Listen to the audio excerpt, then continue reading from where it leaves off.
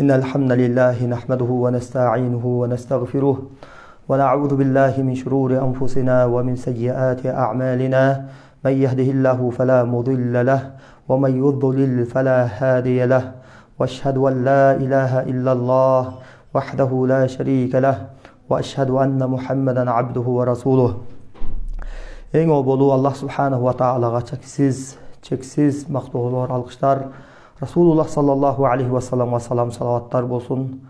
Ал кишинин үй бүлөлөрүнө, сахабаларына жана бүткүл момун мусулмандарга Аллахнын саламы жана салаваты болсун. Ассаламу алейкум ва рахматуллахи ва баракатух. Урматтуу мусулман агайынелер, бир аз техникалык жактан сиздер менен үзүлүп калдык. Кайра эфирди башынан баштаганга туура келди. Кечиресиздер. Андай эмесе эфирди баштасак. Баштардан алдын сиздер үчүн жаңыдан бизге кошулгандарга бир аз эфир жөнүндө маалымат бере кетсек, бул эфир 2 саат бою сиздер менен уланат. 2 саат бою түз эфир болот. Эфирибизди 2 бөлүмгө бөлгөнбүз. Биринчи бөлүмү 1 сааттан турат, экинчи бөлүмү дагы 1 сааттан турат. Биринчи бөлүмүндө суроо жооп бөлүмү, бул бөлүмдө сиздер болсо жин оору, сыйкыр оорулары жана көз тийүү оорулары жөнүндө комментарияга суроо иретинде жазып, бизден ушул түз эфир аркылуу жоопторун алсаңыздар болот. Иншаллах биз колубуздан келишинче бизге түшкөн суроолорду шеригим окуп берет. Мен болсо сиздерге колумдан келишинче жооп бергенге аракет кыламын. Анан дагы экинчи бөлүмдө биз рукуя окуйбуз. Жогоруда биз айткан сыйкыр оорулары, жин оорулары, көз тийүү ооруларына каршы Куран аяттары менен жана сүннөттөгү дуалар менен дем салабыз. Бул дем салуу жараянын рукуя лечениясы деп коет. Бул экинчи бөлүмгө бир гана жин оору, сыйкыр жана башка көз тийүү оорулары менен жабыркаган кишилер гана катышууга тийиш деген маселе жок. Бул жерде баарыңыздар сыйкырдан башка, жин оорудан башка медициналык оорулар менен, стресс, депрессия, эпилепсия менен жана башка медициналык оорулар менен жабыркаган бир туугандарыбыз баары отурса болот. Болгону ошол биз дем салып атканыбызда рукуянын шарттарын эске алып, шарттарына моюнсунган абалда шифаны Алла Таала берет. Алла Таалага бир ыхласыбызды койгон абалда, өзүбүздүн пендечилигибизди сезген абалда, кунт менен берилүү жан дүйнөбүз менен угуп турсак, биз окуган Куран аяттарынын таасири дагы жакшы болот, иншаллах. Бул кыскача эфир жөнүндө маалымат. Анда эмесе суроолорду таштасаңыздар болот. Иншаллах сиздер менен ушул эфирде 2 саат бою чогуу болобуз. Биринчи бөлүмүн анда ачсак. Ассаламу алейкум. Суроолорду баштасак, бизде Facebook'та жана Instagram'да көрүп жаткан көрүүчүлөрүбүзгө эки жакка тең суроолорду таштасаңыздар болот. Эки жактан тең суроолоруңузга жооп берилгенге аракет кылабыз. Сулайман ажы, биринчи сурообуз, негизи ушул рукуя деген терминдин өзүн, рукуя деген сөздүн маанисин түшүндүрүп берсеңиз жакшы болмок эле. Бисмилlah. Рукуя шария деп ошол шарияттын негизинде рукуя жалпы айтылганда шарияттын негизинде дем салуу деп которулат. Кыргызчага муну элдин арасында колдонуп жүргөн түздөн түз айта турган болсок, дем салуу Куран жана сүннөттүн негизинде шифаны Алладан тилеген абалда бир адамга дем салганды ниет кылып, экинчи адам дем салуучуну окуган аяттарын ыклас менен угуп, Алладан гана шифа болот деп Алладан шифаны сураган, тилеген абалда отуруштугу, эки тараптын бир учурда болуштугу ошол жараянга рукуя деп атайбыз. Рукуя дегени дем салуу. Дем салуунун да түрлөрү көп. кээде шарияттын негизинде эмес болгон дем салуу болуп калат. Бул ошол рукуянын шарттарын бирөөсү табылбаган жагдайда. Кандай болуп шарий рукуя, кантип билебиз шарий рукуя эмес экенин десе, биз анын шарттарына, анын ошол рукуя жарыянындагы кылынып аткан иш аракеттерге карап туруп, бул жактан туруп, бул шарияттын негизиндеги рукуя болду, бул шарияттын негизиндеги рукуя болбоду, бул бидият аралашкан же ширк аралашкан рукуя болду деп айтсак болот. Ошон үчүн бул рукуя шариятыбызда рухсат берилген жагдайлардан болот. Буга пайгамбар саллаллаху алейхи вассалам бул жөнүндө суралганда, Расулуллах саллаллаху алейхи вассалам эгерде ширк болбосо эч нерсе эмес, анда бул жарай берет деген пайгамбар алейхисаламдын хадиси бар. Ошондон улам бул пайгамбар алейхисаламдын бул хадиси буга далил. Жана Аллах субханаху ва таала Кур'ан-ы Керимде мындай деп айтты: "Стаиду билла ва нуназзилу минал Кур'ани ма хуа шифау ва рахматул лил муъминин." Биз Куранды муумундар үчүн шифа жана райым кылып түшүрдүк. Куран шифа. Эгерде биз Курандан Аллах Тааладан шифа үмүт кылган абалда, тилеген абалда Куран менен өзүбүзгө дем салсак, же бирөө тараптан дем салдырганды талап кылсак, ошол дем Куран бизге, жүрөктөрүбүзгө, руханиятыбызга, ооруларыбызга шифа. Бул Аллахтын аяты менен далилденди. Эми шифа дегенде кээ бир алымдарыбыз буну ден соолук жактан шифа десе, кээ бир алымдар жок. Бул жалпылай түшүнүктү өз ичине алган, шифа деген жалпы түшүнүктү өз ичине алган аят. Бул шифа дегени, эгер Куран менен дарылансаң, ага шифаны Аллах Тааладан үмүт кылып, ниет кылып аны окусаң, Куран шифа болот. Эгерде Куран менен жашасаң, Куран менен чечимдерди кабыл алсаң, анда Куран сенин жашооңо шифа болот. Бул денелерге, руханиятка, жашоого, амалдарга, бардык тарап адамдын бүтүндөй жашоосуна шифа деп айткан муфассир, тафсирчи алымдарыбыз да бар. Демек, Куран бул шифа.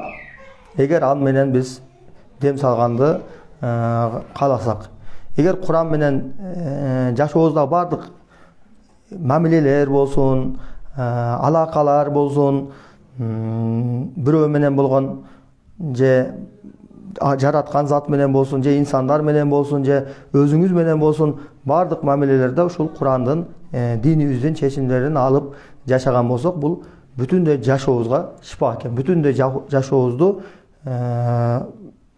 Аллах Таала ыраазы боло турган, бир жашоого көтөрө турган эң негизги булак экен. Демек, дагы бир кайталап айтайын, дайым бул сөздү дайым айтамын. Курандын көптөгөн функциялары бар. Кудум, мисалга алсак, телефондун көптөгөн функциялары бар сыяктуу. Телефондо эң негизги андагы максатыбыз байланыш болсо, мисал үчүн, анын ичиндеги диктофон жана башка функциялары бул экинчи даражалуу маселелер. Албетте, эмнени колдонбоңуз, андагы сиздин эң негизги максатыңыз болот. Андан кийин экинчи, үчүнчү, төртүнчү даражадагы кийинки этаптагы максаттарыңыз да болот. Ошону мен телефонго мисал келтирип айтып атамын. Эми Курандын негизги максаты, ал жөнүндө Аллах субханаху ва таала Куранда атайын аят түшүргөн. Биз Курандын аяттарын жерге түшүрдүк. Адамдар өздөрүндөгү проблемаларга, көйгөйлөргө чечим алып жашашы үчүн. Мына бул Курандын негизги максаты жөнүндө Алла Таала тарабынан айтылган, Алла Таала тарабынан түшүрүлгөн буйрук. Маалымат. Эми биз Курандын шифа маселесин алып, дем салдыруу тарабына кабыл алып, же нике окуш үчүн мусулман болгондугубуз үчүн, чөйрөбүз мусулмандар болгондугу үчүн, эми нике окутат да бизде ушундай үрп бар да деп, үрп адаттын негизинде никени талап кылып, ошол нике учурунда дамланы талап кылып, бирок башка учурларда бул динге такыр көңүл койбосок, такыр жүз үйүрсөк, анда биз Курандын негизги максатын унутуп калып, кийинки 2, 3, 4 маселелерди карманган киши сыяктуу болуп калабыз. Кудум телефонду байланыш үчүн эң керектүү болгон, эң негизги максатын унутуп калдырган киши сыяктуу болуп калат экенбиз. Ошондуктан бул ден салуудагы Курандын бир канча функциялардын ичинен бир функция. Куран береке, Куран рахмат, Куран немат, Куран шипа, Куран чечим, Куран бакыт десек болот. Же болсо Куран ушу бактылуулук алып бара турган бир булак.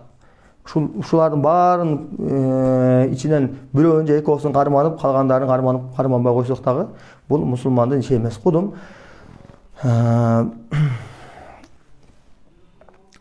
военный форманы кийип алып, автоматтын колуна кучактап алып, мен военныймин деп, бирок армияда кызмат кылбай, же болсом ошол военныйнын ишин кылбаган, үйдө эле отуруп алып, мен военныймин деп отуруп алган киши сыяктуу болуп калат экенбиз. Албетте адамдын кыймыл аракетине, ишине карап, биз ал адамдын ошол адистигине карап туруп, бул мындай адам деп айтабыз да. Эгерде адамдарды айыктырып, адамдарга дары берип, жардам берип аткан болсо, ошол адамдарды дарылоодо иш аракет жүргүзүп аткан болсо, аны доктор дейбиз. Эгерде кой, мал келди көбөйтүп, ошо чарбачылык, мал чарбачылыгы менен шугулданып аткан болсо, аны биз койчуман же чабан деп атайбыз. Футбол менен занимация этип, футбол оюндар, кубоктерге катышып, дүйнө чемпиону болуп аткан болсо, командасы менен, анда биз аны футболист деп айтабыз. Же болбосо күрөш болуп, көптөгөн тойлордо жана ар кандай марасымдарда күрөш менен алдыга чыгып, ошо менен занимация эткен киши болсо, аны биз палбан, күрөшчү деп атайбыз. Ошондой эле мусулман деп аташыбыз үчүн ошо мусулмандын ишин кылыш керек. Мусулман деген өзү эмне? Мусулман деген моюнсунуучу. Кимге моюнсунат? Албетте жаратуучусуна моюнсунат. Жаратуучусуна кантип моюнсунат? Жаратуучусу кантип моюнсунушту үйрөтүш үчүн пайгамбарды жөнөттү жана пайгамбарга өзүнүн китебин түшүрдү жерге. Ар бир нерсенин китеби бар. Телефондун да өзүнүн китеби бар. Телевизордун өзүнүн китеби бар. Жада калса бардык мындай кыпырдай нерсенин дагы бүгүнкү күндө китеби бар. Кандай, эгер бузулуп калса, китебине карап оңдолот. Бардык ошол нерсенин бардык функциялары жана башка элементтери бардыгы китебине жазылган. Ошондой эле адамдын дагы жашоодо зулмат баткактыгына, караңгылыкка кирип кетпеш үчүн, кептенип калбаш үчүн Аллах субханаху ва таала бизге Куранды түшүрдү. Жана ушул Курандын негизги максаты да ушул. Ушул негизги максатты унутуп калып, да башка максаттарга менен кийинки даражаларына карманып, биринчисин карманбай койсок, бул жакшы эмес. Албетте бул шипа, рахмат, береке, нур. Ошондуктан негизги максатты унутпаганга чакырат элем сиздерди. Анан мусулманбызбы? Демек моюнсунуучу мусулманбыз. Эгер мусулман деп аталышыбыз үчүн мусулманчылыкты кылышыбыз керек. Мусулманчылыкка Аллах Таала тарабынан милдеттүү болгон буйруктарга кайдыгер карабашыбыз керек. Аллах Таала бизде катуу кескиндик менен кайтарган харам нерселерге тыйылышыбыз керек. Андан кайтканга аракет кылышыбыз керек. Ана ошондо бизди башкалар мусулман дейт. Аллах Таала эртең кыяматта дагы мусулман деп бизди таналат. Кана бисмилла. Суроолорго өтө берсек. Саламатсызбы? Намаз окуп жатканда тамагым кычышып, жөтөлүп кетем. Намазым бузулбайбы? Жок, бузулбайт. Жөтөлсө, эгер тамак кычышып, бир зарылчылыктан улам, ушундай абалдар болсо, жөтөлсө бузулбайт, бирок атайылап жөтөлүп, кайра карай жөтөлсө болбойт. Ошондуктан бир жериңиз кычышып кетсе, баш кычышабы же башка жерби, ошону кол менен бир жолу уруксат берилет, 3 жолго чейин. Андан ашыгы болбойт.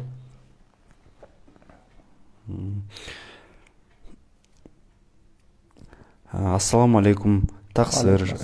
Албарсты деген барбы, түшүндүрүп бериңизчи дейт. Албарсты деген бул сөз, албарсты басты, түндө кыйнады деген биздин ушул Кыргызстанда жана өзбектерде жана казактарда ушул Орто Азиянын кээ бир калктарында албасты деп аталып калган. Бул өзү кийим албасты десе, ал ошол жин тайпасынан болот. Бунун өзүнүн аты жин. Бул адамдар кийин атап алган бир атама өздөрү. Бул албастын басышы же адамдын ичине кирип алып туруп, ичинде жини бар адамды көбүрөөк басат албасты, же болбосо сырттан адамга кылган чабуулду ошо албасты басты деп илгертен ата бабаларыбыз атап келишкен. Бул биз айтабыз, рукуя илиминде бул жиндин сырттан адамга чабуул жасагандыгы деп баа беришет. Мындан кутулуш үчүн, албасты баскандан кутулуш үчүн 5 убакыт намазга бекем болуш керек. Күндө Фалак, Нас, Аятал Курсуну окуп жатыш керек, дарат менен жатыш керек. Аллах Тааланын буйруган милдеттерине, биздин милдеттерибизге бекем болушубуз керек. Кайтарган арам иштерден кайтыш керек. Ошондой такваны бекем кармап, зикирлер, защиталарында бекем кармоо менен бул абалдан кутулса болот.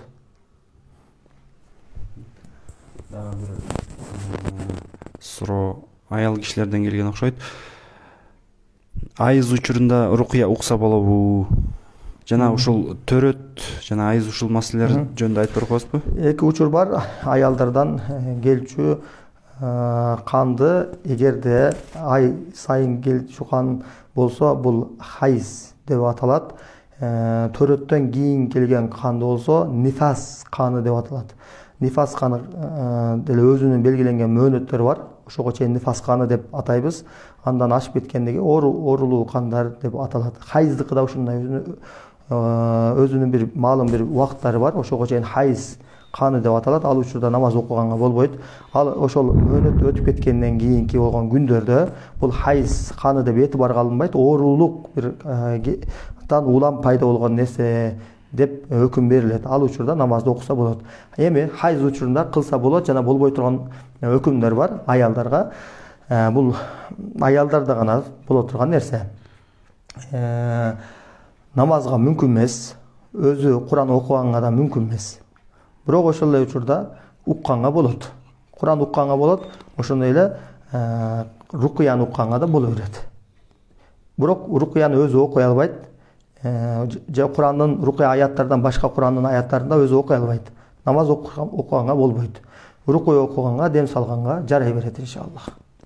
Анан биз рукуя менен жин, оору, сыйкыр, карадуа менен ооругандарга тапшырма берип атпайбызбы?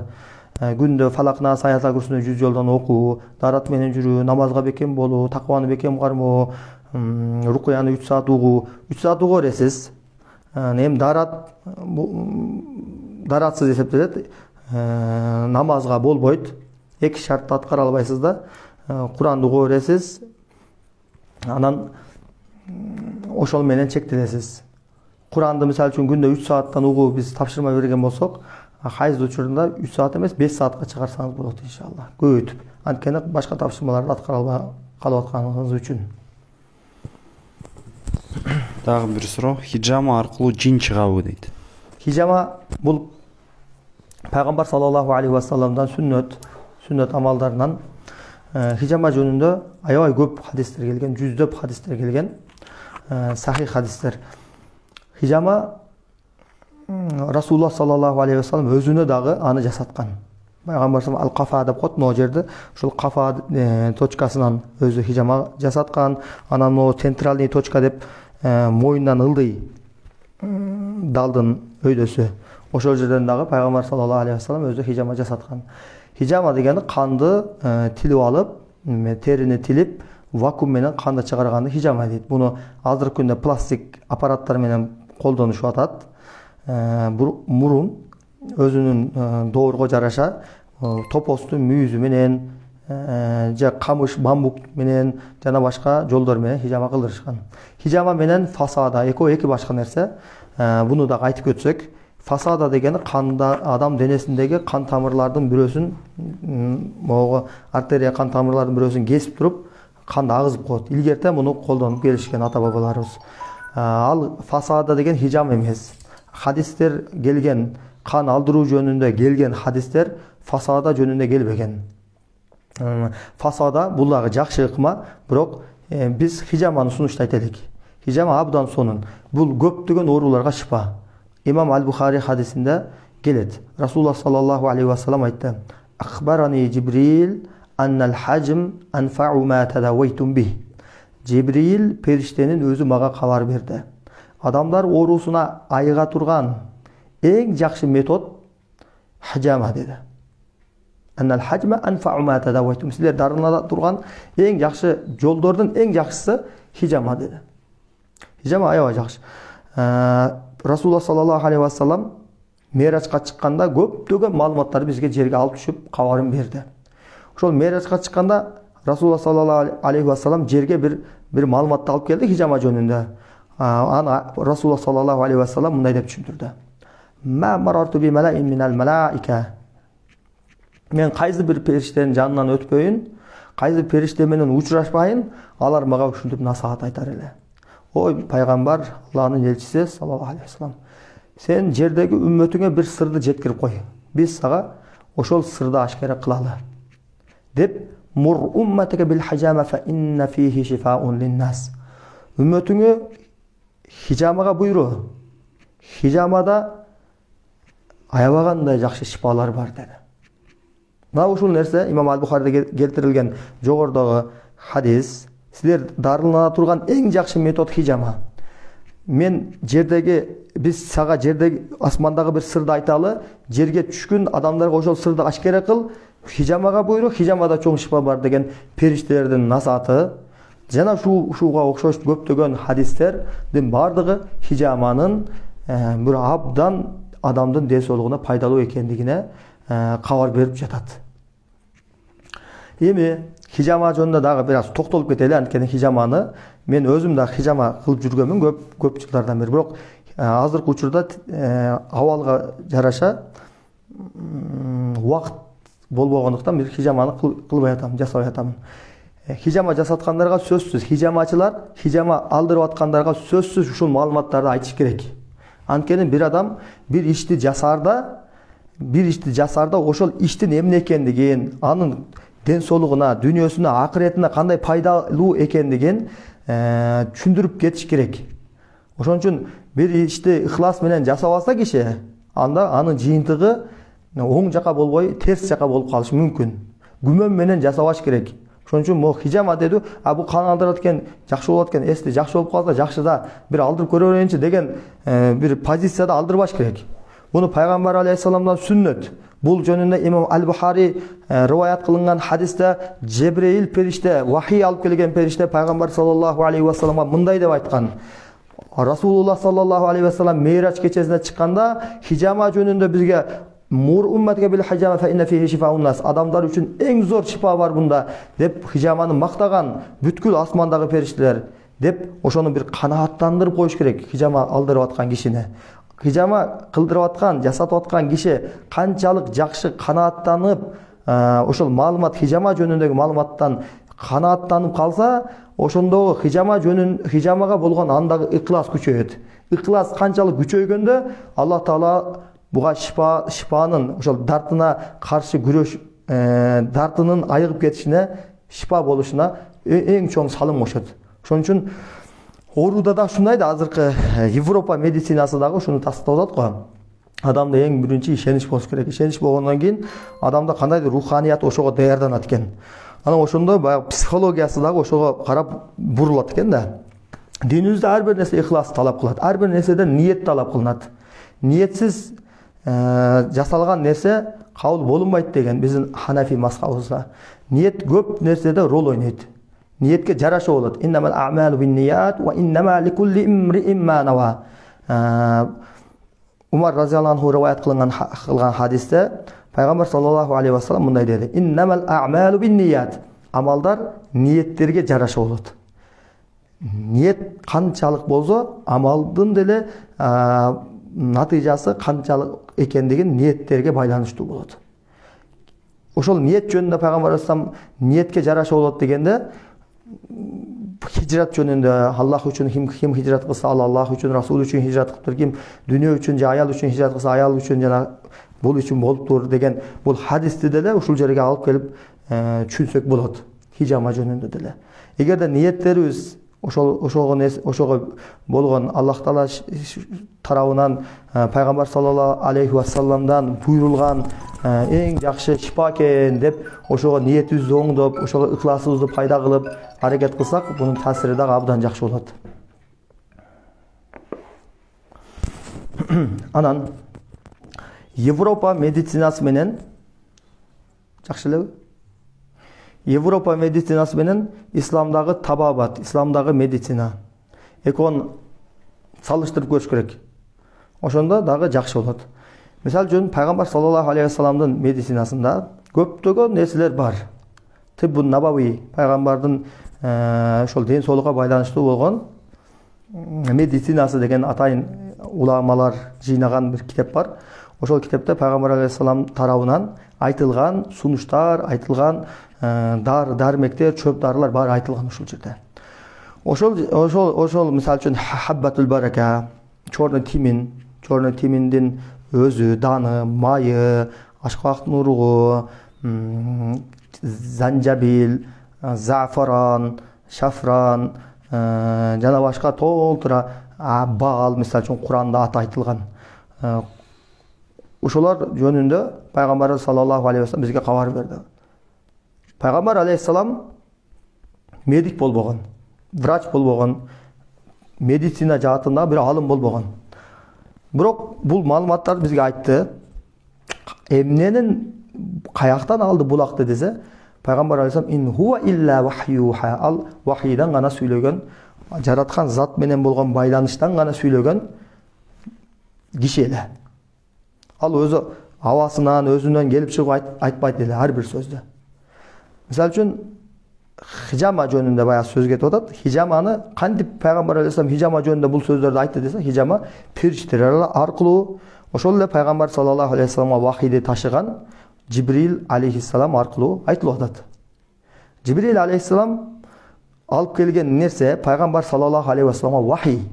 Ал өзүнүн нафсинен же практикадан айтпай атат. Өйдөдөн, жогорудон келип атат.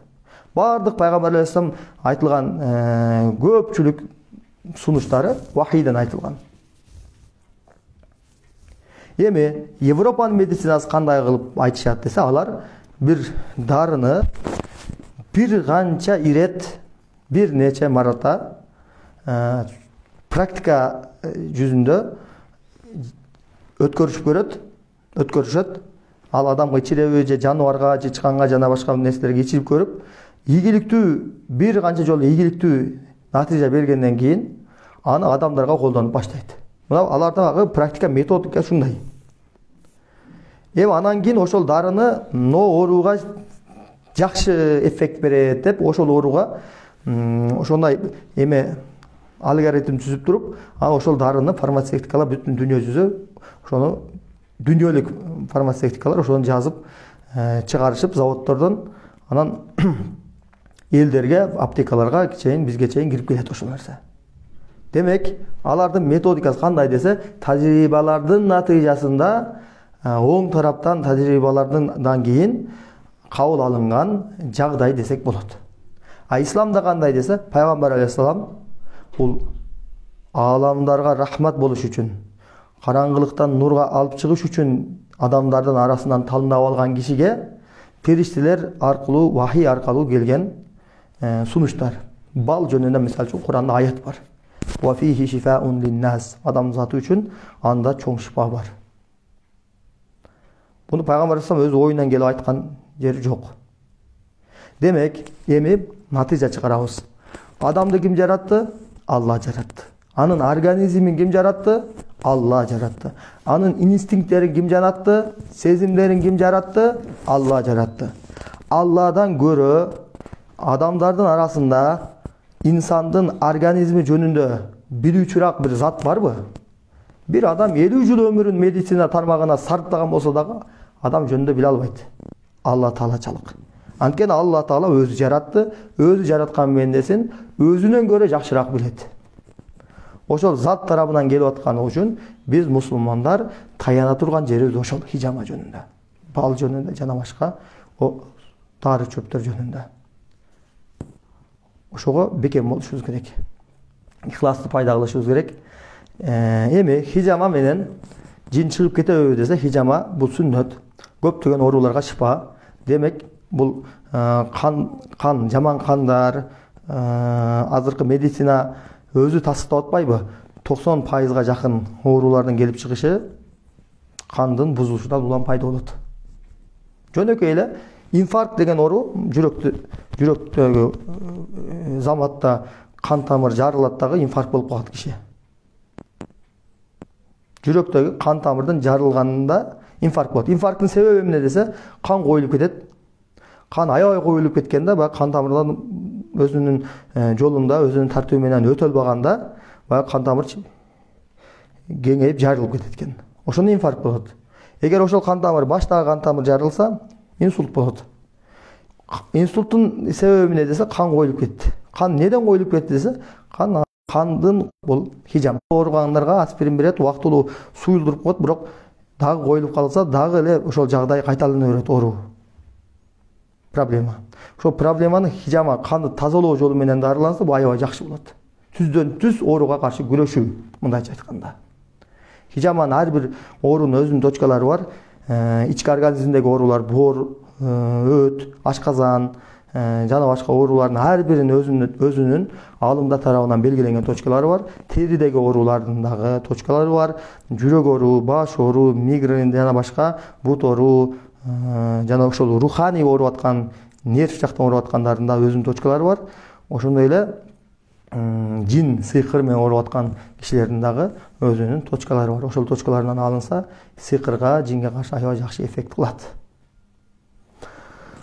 Ана бисмилла, кийинки суроого. Кийинки суроого. Лунатик деген эмне? Бул жана түн ичинде ойгонуп алып басып жүрө бергендерге суроодо, ошол кайсы жактан чыгат, эмнеге келет ошондой? Муну окуп көрүш керек. Окуп көргөндө диагноз коюлат. Бир жолу алып барып, рукуячыга алып барып окутуңуздар. Окуганда лунатиктин пайда болушу же жин сыйкырдан болушу мүмкүн, же андан башка эле маселеден болушу мүмкүн. Ошон үчүн жин сыйкырга байланыштуу болгон жагын рукуя менен жардам берет иншаллах.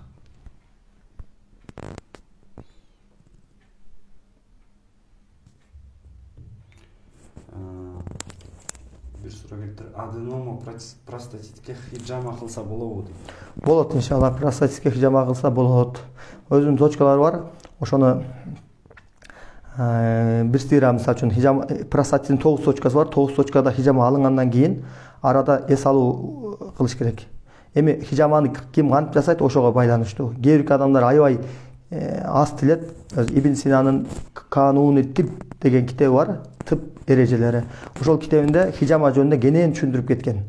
Эгерде чукурраак кесилсе, теринин ичиндеги хылт, ахлат деп коет го. Ахлат деген ошол кандагы керек эмес нерселер, ошо биздин көчө тилинде харам, дамыл арам кан деп коет. Медицинанын тилинде бул мөөнөт өтүп кеткен кан. Ошолордун чыгып кетишине жакшы жардам берет, эгер чукурраак кескен болсо. Эгер аз kesкен болсо, кээ бирки өтө бир азыркы медицинада хронический деп коет го, кайра кайталанып турган оорулар өзү ага жардам бербей калышы мүмкүн. Исламдын түшүнүгүндө хронический деген түшүнүк жок. Хронический деген бул айыкпайт, дайыма кайталанып тура турган ооруну айтат да. Исламда ар бир дарттын шифасы бар. Аллах бир дартты түшүргөн болсо 10 шифасы бар. Ошон үчүн шифа издегиле деди Пайгамбар алейхиссалам. Бир ооруп аткан, булар хронический деп чыгарган ооруну дагы бир кези келгенде толугу менен айыгып кеткен учурлар аябай көп болот. Ошондой эле эпилепсиянын дагы хронический деп, бул дайыма кайталанат, түзөлбөйт, айыкпайт деп айтат да. Бул тармакта шарий рукуяда эгерде жин сыйкырга байланыштуу болсо, толук айыгып кетет деп айтабыз. Кийинки суроого өтсөк, мурда рукуяны укканымда көзүмөн жаш шагып, эснеп, желкем уюп ооруду. Эмнеден болушу мүмкүн? Көздөн жаш агып, желке уюшу көз менен сыйкыр болушу мүмкүн. Көз тийүү жана сыйкыр оору. Эми көз тийүүбү же сыйкыр оорубу экөөнү айырмалаш үчүн бир аз симптомдор окшошуп кетет. Эгерде сиздин абалыңыз 3-4 окугандан кийин бул жагдай толук жок болгон болсо, анда көз тийүү деп этибар кылабыз. Мен уктап жатканда ичимен үн чыккансып чоочуп кетем дейт. Бул ушундай белгилер болушу мүмкүн. Сыйкыр, жин, эч кандай нерсе жок эле. Эгер сиз сыйкыр ушул нерсе деп bundan шек санап аткан болсоңуз, анда башка тараптарды да карашыңыз керек болот. Уйку начарлайт. Түшүндө жылан, ит, жашпалдар, мышык, коркунучтуу түштөр, жөргөмүчтөр, курт, кумурскалар, өтүп кеткен жакын маркумдары, ошолорду көп көрүү, түшүнүн кайталанышы, түшүндөгү нерсе оңунда окшош болушу, ушунун баардыгы сыйкырдын белгилери болот. Жашоодо болсо жүрөк кысылат, баш ооруйт, жалгыздыкка калуу, көпчүлүктү жек көрүү, Куран угуп атканда денелер чымырап, желкелер уюп, тырышып, буттары баспай калгандай, кудун баягы сынып кеткендей оорушу, же болбосо температурасы нормал комнатада аябай ысып кетиши, же аябай чыйрыгып үшүп чыгышы, же кусушу, же эс үчүн жоготушу, жалгыздыкка калуу, көпчүлүктү жек көрүү, келише албастыктар, бунун баардыгы сыйкыр же жин оорусунун бир симптомдору болот. Инстаграмдагы суроолорго дагы кичине кайрылсак, чачты өрттөсө болобу деп сураптыр. Болот, эч нерсе болбойт.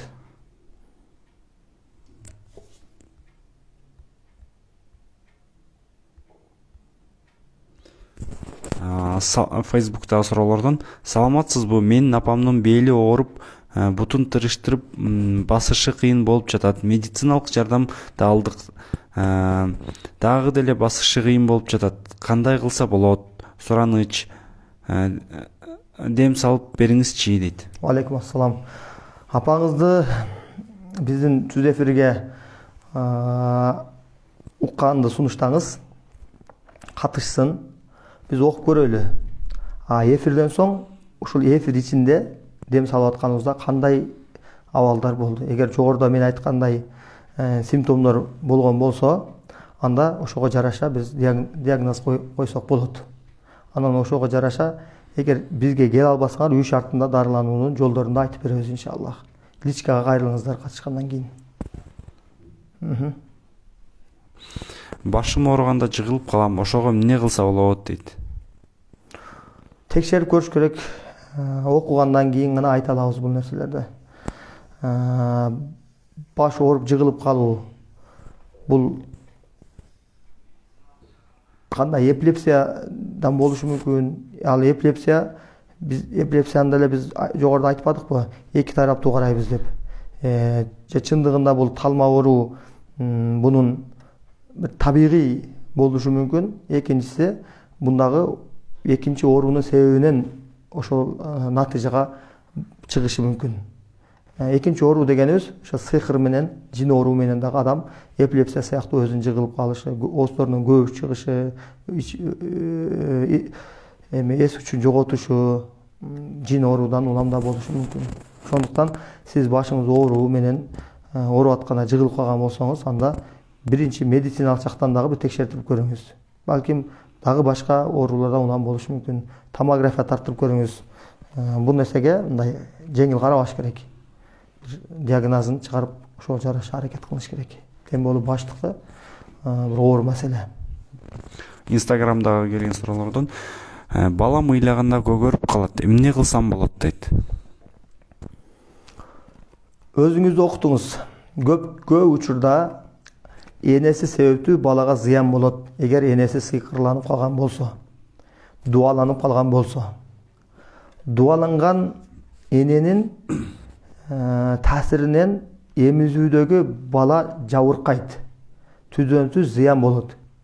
Көп учурда эмизип атканда көгөрүп калыштыгы, кечесинде түн ичинде уктабай чыгыштыгы, ыйлак болушу, агрессивный болушу, ошонун баардыгы ошол жаш ымыркайдын ошол жагдайын өзүнө гана билгенге аракет кылбай, энесин да текшерип көрүш керек, рукуя окуп.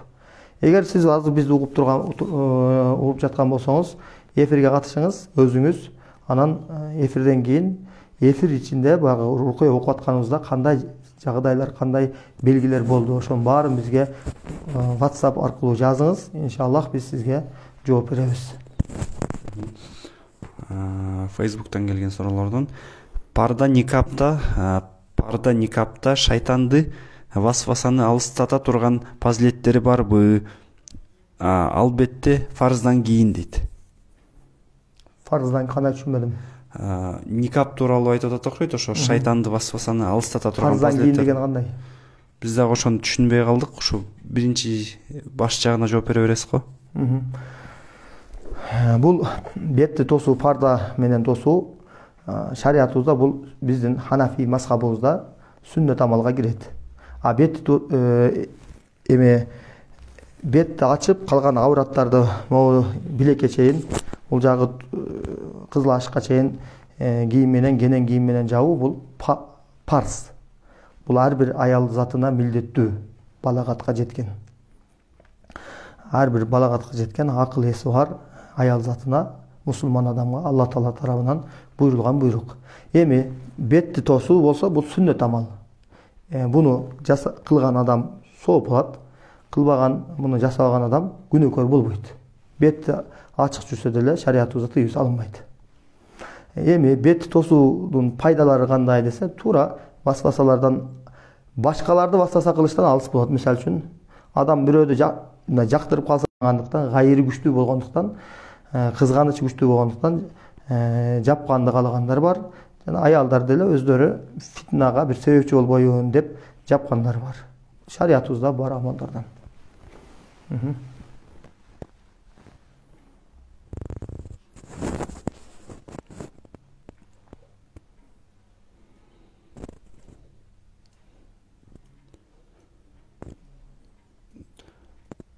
Көз тиюу менен кара сыйкырдын, кара дубанын айырмасы кандай? Көз тиюу бул жараяны кандай болот? Кантип көз тиіп калат? Бирөөдү карап койсо эле көз тиіп калабы? Деген бир бардыгын кызыктыра турган бир суроо да. Бул нерсе бар. Расулуллах саллаллаху алейхи ва саллям албетте көз тиюунун бар экендиги чындык деди. Хадисте. Дагы башка бир хадисте буга далалат кыла турган көптөгөн хадистер бар. Дагы башка бир хадисте жүрүп кетип аткан койду төөнү казанга чейин алып барат. Адамды болсо кабырга чейин алып барат, көрүстөнгө чейин алып барат деген хадистер бар. Көз тиюу жөнүндө Куранда көз тиюуга далалат кылган аяттар да бар. Көз кантип тиет десе, көз таажжуб менен. Таажжуб дегени таң калуу менен кароо, суктануу менен кароо. Кыргызча айтканда, сизди бир нерсе таң калтырды. Бирөөнүн жасалгалап салынган үйү, же болбосо бирөөдүн мансабы, аброю, же бирөөдүн кийген кийими, же келпети. Ошону карап, аябай суктануу менен ва деп карашат го. Ошол нерсе менен көз тиіп калышы мүмкүн. Көз таажжуб менен, суктануу менен караганда көз тиет. Өзүңүздүн үйүңүздөгү, өзүңүз багып аткан балаңызга дагы көзүңүз тиіп калышы мүмкүн. Ошондуктан көз тиюунун алдын алыш үчүн Пайгамбар алейхиссаламдын бир хадиси бар. Бир момун мусулмандын келбети, байлыгы, аброю, сени таң калтыра турган бир жагдайы, сени таң калтырса, айран калтырса, сен ага суктануу менен караба. Ага береке менен дуа кыл деди Расулуллах саллаллаху алейхи ва саллям. Кантип дуа кылабыз? Бирөөнүн келбети бар, Аллах келбетине келбет кошсун. Маша Аллах, субханаллах деген сөздөрдү иштетишет арабтар. Бир таң калуучу нерсени көргөндө маша Аллах, субханаллах, Аллаху акбар деп коет арабтар. Бизде болсо буну кыргызча деле колдонгондо маша Аллах деп колдонуңуз, же болбосо субханаллах деп колдонуңуз, же болбосо арабтар колдонгондо, же болбосо Аллах берекесин берсин, абдан сонун, Аллах сенин тапканыңа береке берсин, тапканың менен үммөткө жардам бере турган, салымын кошо турган бир момун бендесине айлантсын сени. Же болбосо сени ушул мансабың сага берекелүү болсун, ушул мансабыңда турган абалыңда сенден башкалар жабыркабасын, башкаларга зулум кылып койбогун. Алла Таала ушул мансабыңды сага акыретиңе, дүйнөңө пайдалуу боло турган бир мансаптардан кылсын деген жакшылык менен дуа кыл.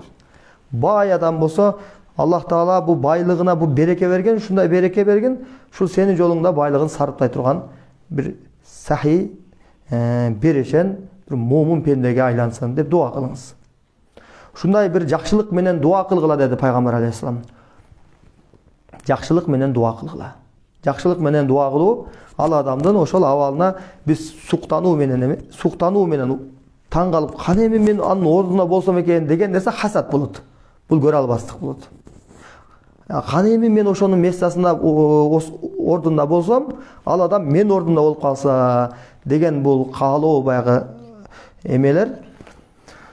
Бул ал адамдын ошол абалына көрө албастык кылып атат хасат. Хасат менен көздүн айырмасы ушул.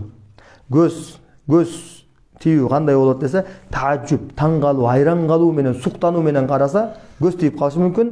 Ал адамдын ошол абалын бул ички эмоциялары менен, сезимдери менен, ички баягы дүйнөсүнөн келип чыккан, баягы ичинен бир кайнап чыккан баягы каалоо болот го, жаман тилектер.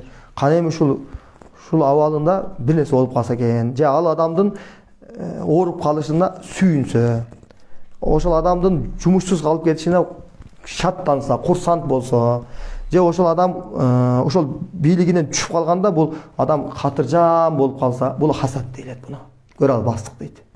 Көрө албастыктан пайгамбар саллаллаху алейхи ва салламга Аллах таала аят түшүрдү. Ва мин шарри хасидин ида хасад. Көрө албас кишилердин көрө албастыгынан. Хасат кылуучу эгер хасат кылса, кээде хасат деген ар бир адамда бар негизи, туйгу, бу сезим. Ошол ичкерде Аллах таала ушундай бир инстинкттер жаратып койгон. Бир нерсени көргөндө разы болот же нааразы болот. Разы болгон, разылык жана нааразылыгын эгерде түшүнүгүн шарият, Куран жана сүннөттөгү жолдор менен калыптандырган болсо, тагыраак айтканда, акыйданы жакшы үйрөнүп, ошол акыйдасына жараша жакшы көрүп, жаман көрүп аткан болсо, анда проблема болбойт. Биз азыр акыйданы түшүнбөйт көпчүлүк. Алланы, пайгамбарды, жаннаты, тозокту, кыяматты, эсеп китепти, бул дүйнө өткүнчү экенин жакшы барктай түшүнө бербейбиз. Үстүртөн билебиз, бар экен деп кой, бирок бизде акыйда башка нерсе болуп калган. Кээ биркилерде акыйда пайда зыян болуп калган. Ошон үчүн бирөөнүн өтүп кетип атканын көрсө, ал жек көрөт, аны жаман көрөт. Ал адам ошол жагдайын жок болуп кетишин каалайт. Өзүң мейли бир тууган менен ортосунда, бир тууган, жакын тууган жана алыс тууган жана ушул чөйрөдөгү болуп аткан окуялар бизде абдан көп жайылган бул илдет. Бул илдет абдан көп жайылган. Көрө албастык деген нерсе. Бул көрө албастык, бир адам экинчи адамды көрө албастык кылса, ошол оору тиги адам хасат кылгандыгы себептүү ал адам ооруп калышы мүмкүн экен да. Худум сыйкыр сыяктуу. Мисалы үчүн бир адам көзү тийди. Көзгө көрүнбөгөн нерсе. Бир адам таң калды, суктанды, айран калды, бирок ошол суктануусу тиги адамды оорутуп койду. Тиги адамдын көзү тийди. Же болсо бир адам хасат кылды, көрө албастыгы анын абалына, жагдайына таасир берди. Ошол учурда биз рукуя менен дарылашыбыз керек өзүбүздү. Ва мин шарри хасидин иза хасад, дуа бу, рукуя. Ушул сыяктуу коргонуу дуаларын окуп, коргонуу аяттарын окуп, дем салып, сыйкырга каршы, көз тийүүгө каршы, хасатка каршы атайын аяттар бар Куранда чогултулган.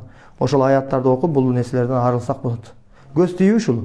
Эми сыйкыр кандай десе, сыйкыр бул көз ачыктар тарабынан атайын өзүнүн илимдин негизинде атайын бир жаман бир нерселерден пайдаланып, жиптер, өрүлгөн жип болушу мүмкүн, нажасат нерселерден кошуп даярданышы мүмкүн, сүрөтүңүзгө болушу мүмкүн, жана кукулага инелерди сайып, кандайдыр бир руханияттарга ошондой бир иплас ниеттер менен алардан пайдаланып, бир адамдын өмүрүнө, бир адамдын мансабына, бир адамдын жанына, бир адамдын жагдайына каршы көз ачык тарабынан окулган нерсени сыйкыр дейлет.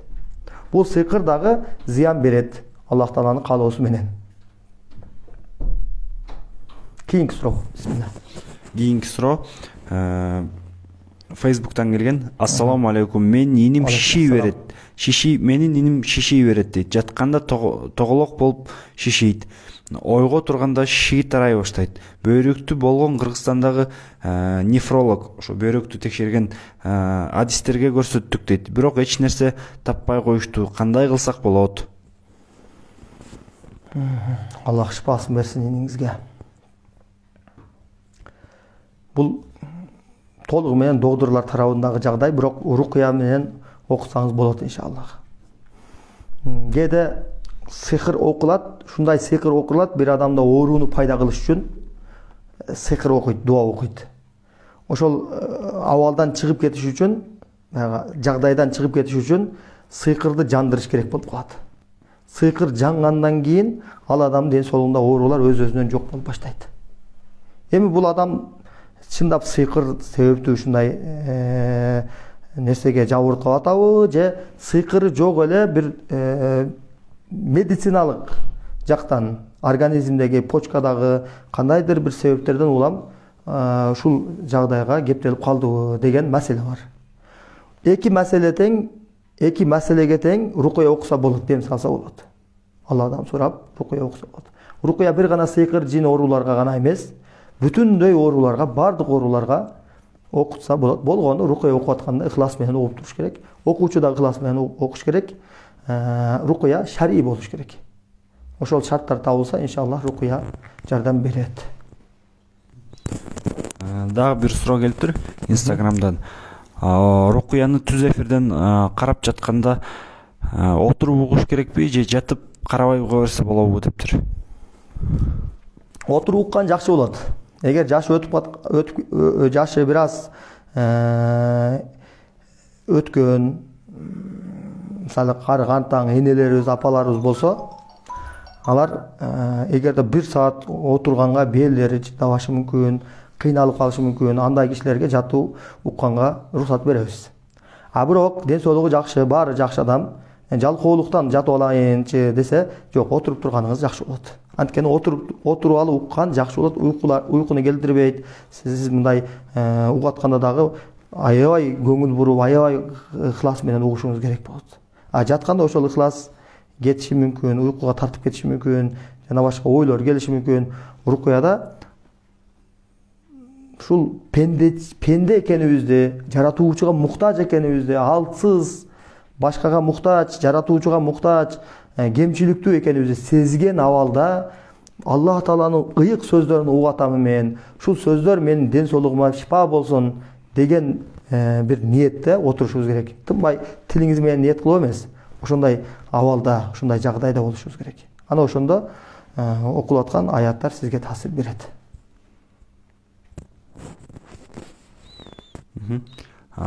Суроолор келип атат. Ошто дагы канча убакыт болосуздар деп.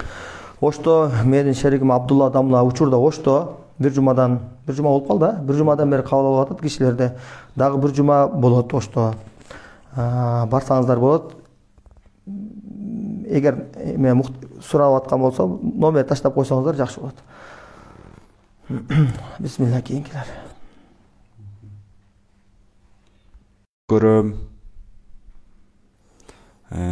Көп көрөм, ушуну кантип айтып бере аласыз дейт. Сыйкырдын белгиси болушу мүмкүн. Сыйкырдын бир белгилеринен өлүгөн адамдарды көп көрүү. Азыркы эфирге катышыңыз, рукуяга иншаллах эфирден сизге диагноз койсок болот. Канча болду немеси эфир башталганына?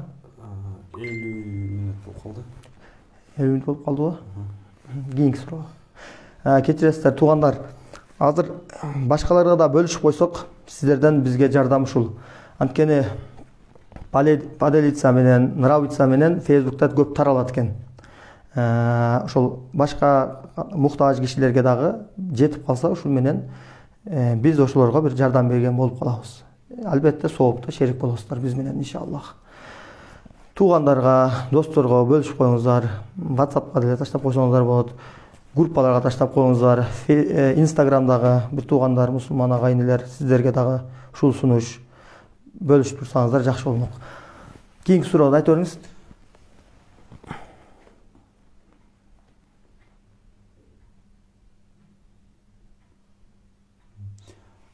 Facebook'tan келген суроолордон сизге барып дем салдырып келгенбиз. Сиз жин бар деп айткансыз, бирок үй бүлөлүк шартка байланыштуу уланта албай калдым. Рукуя окусам жин чыгабы дейт. Эгерде биринчи баскычтагы абал болсо, чыгат иншаллах. Экинчиси, үчүнчү этапка өткөндө бир аз кыйын болуп калат.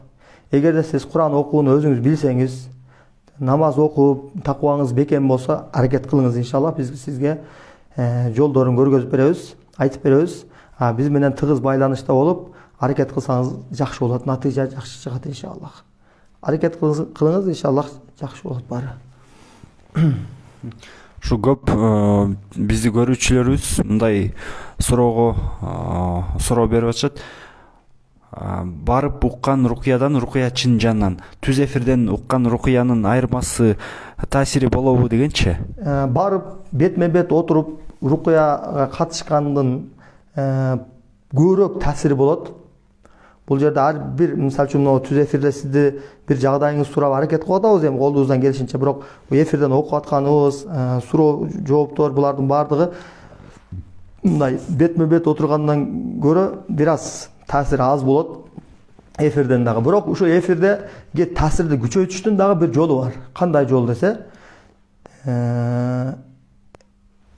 жолу сиздеги болгон ыклас, сиздеги болгон аракет.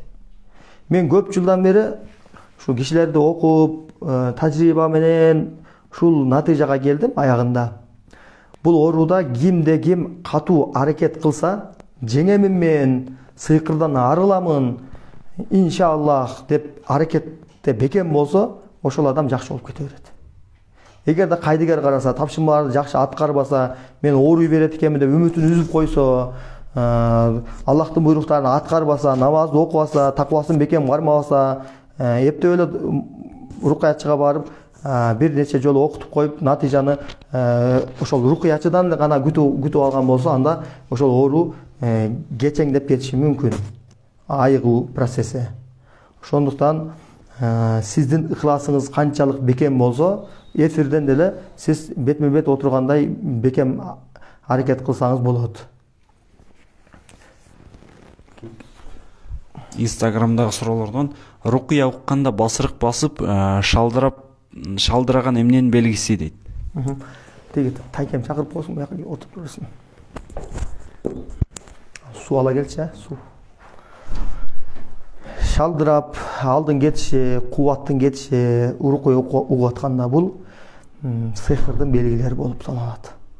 Эгер сыйкырланган киши Куран угуп атканда алы кетип, уйкуга тартып, ошол жыгылып калайын деп жатып, жүрөктөрү кысылып, көөдөндөрү кысылып, желкелер тырышып, ушундай жагдайлар болгон болсо, бул сыйкырдын белгилери болот.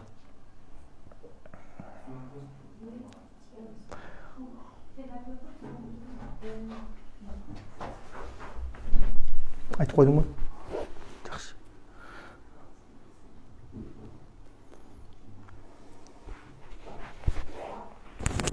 Анан ушул биздин көрүүчүлөрдөн көп суроолор келип атат. Мисалы үчүн көл тарапка качан келесиз, Талас тарапка качан келесиз, Нарын тарапка качан келесиз деген. Жок, рукуя окуйбуз, окутуп алат да эгер эме болсо. Ушул Кыргызстандын ар кайсы региондорунан, булуң бурчунан качан биз жакка келесиз деген суроолор келип атат. Бисмилlah. Кудай буйрса, ушул ай жаңырганга чейин барганга аракет кылабыз көлгө. Көптөн бери сурашып аткан кишилер бар. Биз аябай кечигип кеттик, барабыз деп коюп. Бирок ош тарапка уюштурганбыз. Жок дегенде бир 2 ай сайын барып атабыз. Көлгө буйрса ай жаңырганга чейин барабыз. Же болсо январь айында барабыз иншаллах. Эгер барардан алдын бир жума мурун сиздерге жарыя берип коебуз. Бул жактан Facebook аркылуу билсеңиздер болот качан барышыбыз жөнүндө.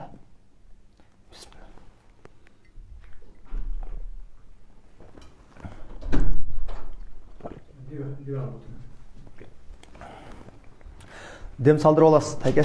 Аз баштайбыз бир азайын.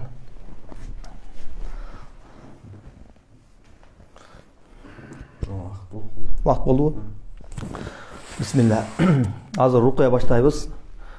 Рукуя кыскача рукуя жөнүндө токтолуп кетейин. Канча адам көрүп атат бизде? 3 жылдан. Жаңы кошулгандар болсо, рукуя дегенди Куран аяттары менен жана сүннөттөгү дуалар менен дем салууга айтылат. Эгерде Куран аяттары менен эмес, сүннөттөгү дуалардан башка эле дуалар менен дем салып аткан болсо, анда ал рукуядан болбойт. Касыйда жана башка динибизде бидият аралашкан рукуялар болуп калышы мүмкүн. Ошон үчүн биз айтабыз. Бүгүнкү күндө рукуячыга барамын деп көз ачыкка барып калган учурлар аябай көп болуп атат. Ошого көңүл буруңуздар. Көз ачыкка бир жолу билбеген абалда барса дагы анын зыяны аябай чоң. Көптөгөн анан билип туруп билбей, билип барып аткандар деле толтура, билбей барып аткан андан да көп. Ошого биринчи бир ишти кыларда момун адам, мусулман адам ошол иштин ар кайсы тараптарын үйрөнүп чыгыш керек болот. Ишти толук үйрөнүп алгандан кийин ал ишти болот жана болбойт деген жыйынтыкка келсек болот. Ишти эгерде ошол жагдайды үйрөнө албай аткан болсо, ал жөнүндө билими болбой аткан болсо, анда ошол билүүчүлөр ал жөнүндө билген кишилерден сурап алыштыгы шарт болот. Эми рукуя дегени Кур'ан аяттары менен сүннөттөгү дуалар менен дем салуу деп айттык. Эми ушул рукуя жараянында дагы өзүнүн шарттары бар. Бир шарты бар, бул шарт эки тарапка тең тиешелүү. Рукуя окуучуга дагы, рукуя окунуп аткан, дем салдырып аткан кишиге дагы тиешелүү. Ал нерсе ихлас. Кунт менен ойду бир жерге коюп, пикирди баарын бир жерге коюп, башка нерсеге пикирди чаржайт кылбай, Кур'анды жан дүйнөбүз менен, кунт менен, ихлас менен угуп турушубуз керек. Канчалык биздеги ихлас бекем, күчтүү болсо, ошончолук таасири дагы жакшы болот. Анда эмесе рукуяны баштайбыз. Көз жумалыңыздар, көз жумууну биз талап кылып атабыз. Көз жумуу дегени, эгерде көз жумган болсо, адам пикир, ойлору бир жерде болот деген маселе бар да. Ошондон улам көз жумалыңыздар деп айтып атабыз. Кээде суроо берип калышат, көз жумбаганда эмне жин кирип кетеби депчи. Ага андай болбойт иншалла. Көз жумалыңыздар, рукуяны баштайбыз. Бисмилlah. Алхамдулиллах вассалату вассаламу аля расулиллах. Аузу биллахи минаш шайтанир раджим. Бисмиллахир рахманир рахим. Алхамдулиллахи раббил аламин. Ар-рахманир рахим. Малики яумиддин. إياك نعبد وإياك نستعين اهدنا الصراط المستقيم صراط الذين أنعمت عليهم غير المغضوب عليهم ولا الضالين بسم الله الرحمن الرحيم ألف لام ميم ذلك الكتاب لا ريب فيه هدى للمتقين الذين يؤمنون بالغيب ويقيمون الصلاة ومما رزقناهم ينفقون والذين يؤمنون بما أنزل إليك وما أنزل من قبلك وبالآخرة هم يوقنون أولئك على هدى من ربهم وأولئك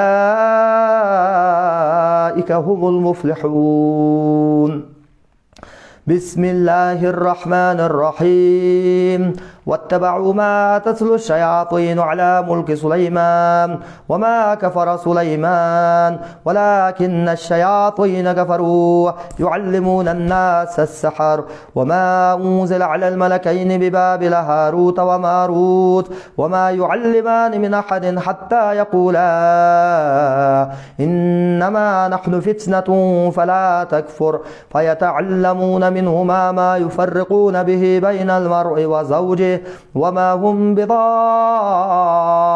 به من أحد إلا بإذن الله ويتعلمون ما يضرهم ولا ينفعهم ولقد علموا لمن اشتراه ما له في الآخرة من خلاق ولبئس ما شروا به أنفسهم لو كانوا يعلمون بسم الله الرحمن الرحيم وإلهكم إله واحد لا إله إلا هو الرحمن الرحيم إن في خلق السماوات والأرض واختلاف الليل والنهار والفلك التي تجري في البحر بما ينفع الناس وما أنزل الله من السماء من ماء فأحيا به الأرض بعد موتها وبث فيها من كل دابة وتصريف الرياح والسحاب المسخر بين السماء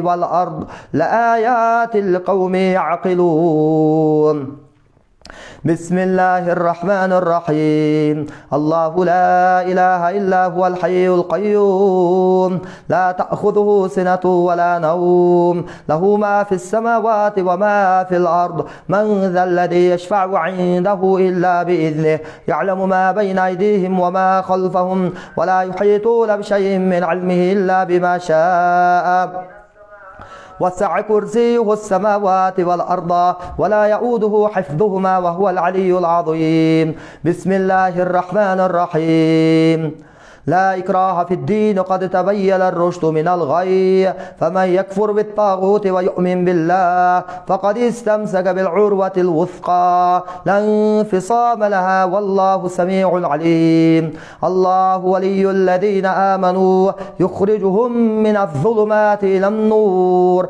والذين كفروا أولياؤهم الطاغوت يخرجونهم من النور إلى الظلمات أولئك أصحاب النار هم فيها خالدون بسم الله الرحمن الرحيم آمن الرسول بما أنزل إليه من ربه والمؤمنون كل آمن بالله وملائكته وكتبه ورسله لا نفرق بين أحد من رسله وقالوا سمعنا وأطعنا غفرانك ربنا وإليك المصير لا يكلف الله نفسا إلا وسعها لها ما كسبت وعليها ما اكتسبت ربنا لا تؤاخذنا إن نسينا أو أخطأنا ربنا ولا تحمل علينا إصرا كما حملته على الذين من قبلنا ربنا ولا تحملنا ما لا طاقة لنا به واعف عنا واغفر لنا وارحمنا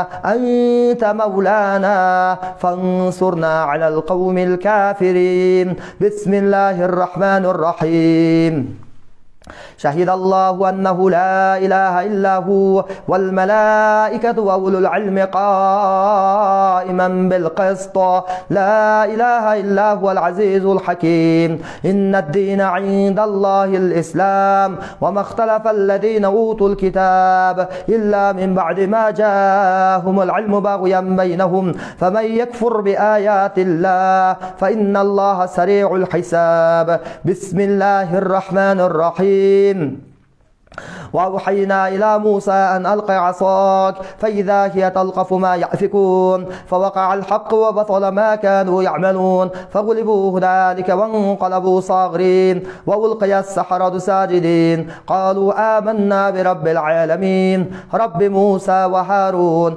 بسم الله الرحمن الرحيم فلما ألقوا قال موسى ما جئتم به السحر إن الله سيبطله إن الله سيبطله إن الله سيبطله إن الله سيبطله إن الله سيبطله إن الله سيبطله إن الله سيبطله إن الله سيبطله إن الله سيبطله إن الله سيبطله إن الله سيبطله إن الله سيبطله إن الله سيبطله إن الله سيبطله إن الله سيبطله إن الله سيبطله إن الله لا يصلح عمل المفسدين ويحق الله الحق بكلماته ولو كره المجرمون بسم الله الرحمن الرحيم قل يا أيها الكافرون لا أعبد ما تعبدون ولا أنتم عابدون ما أعبد ولا أنا عابد ما عبدتم ولا أنتم عابدون ما أعبد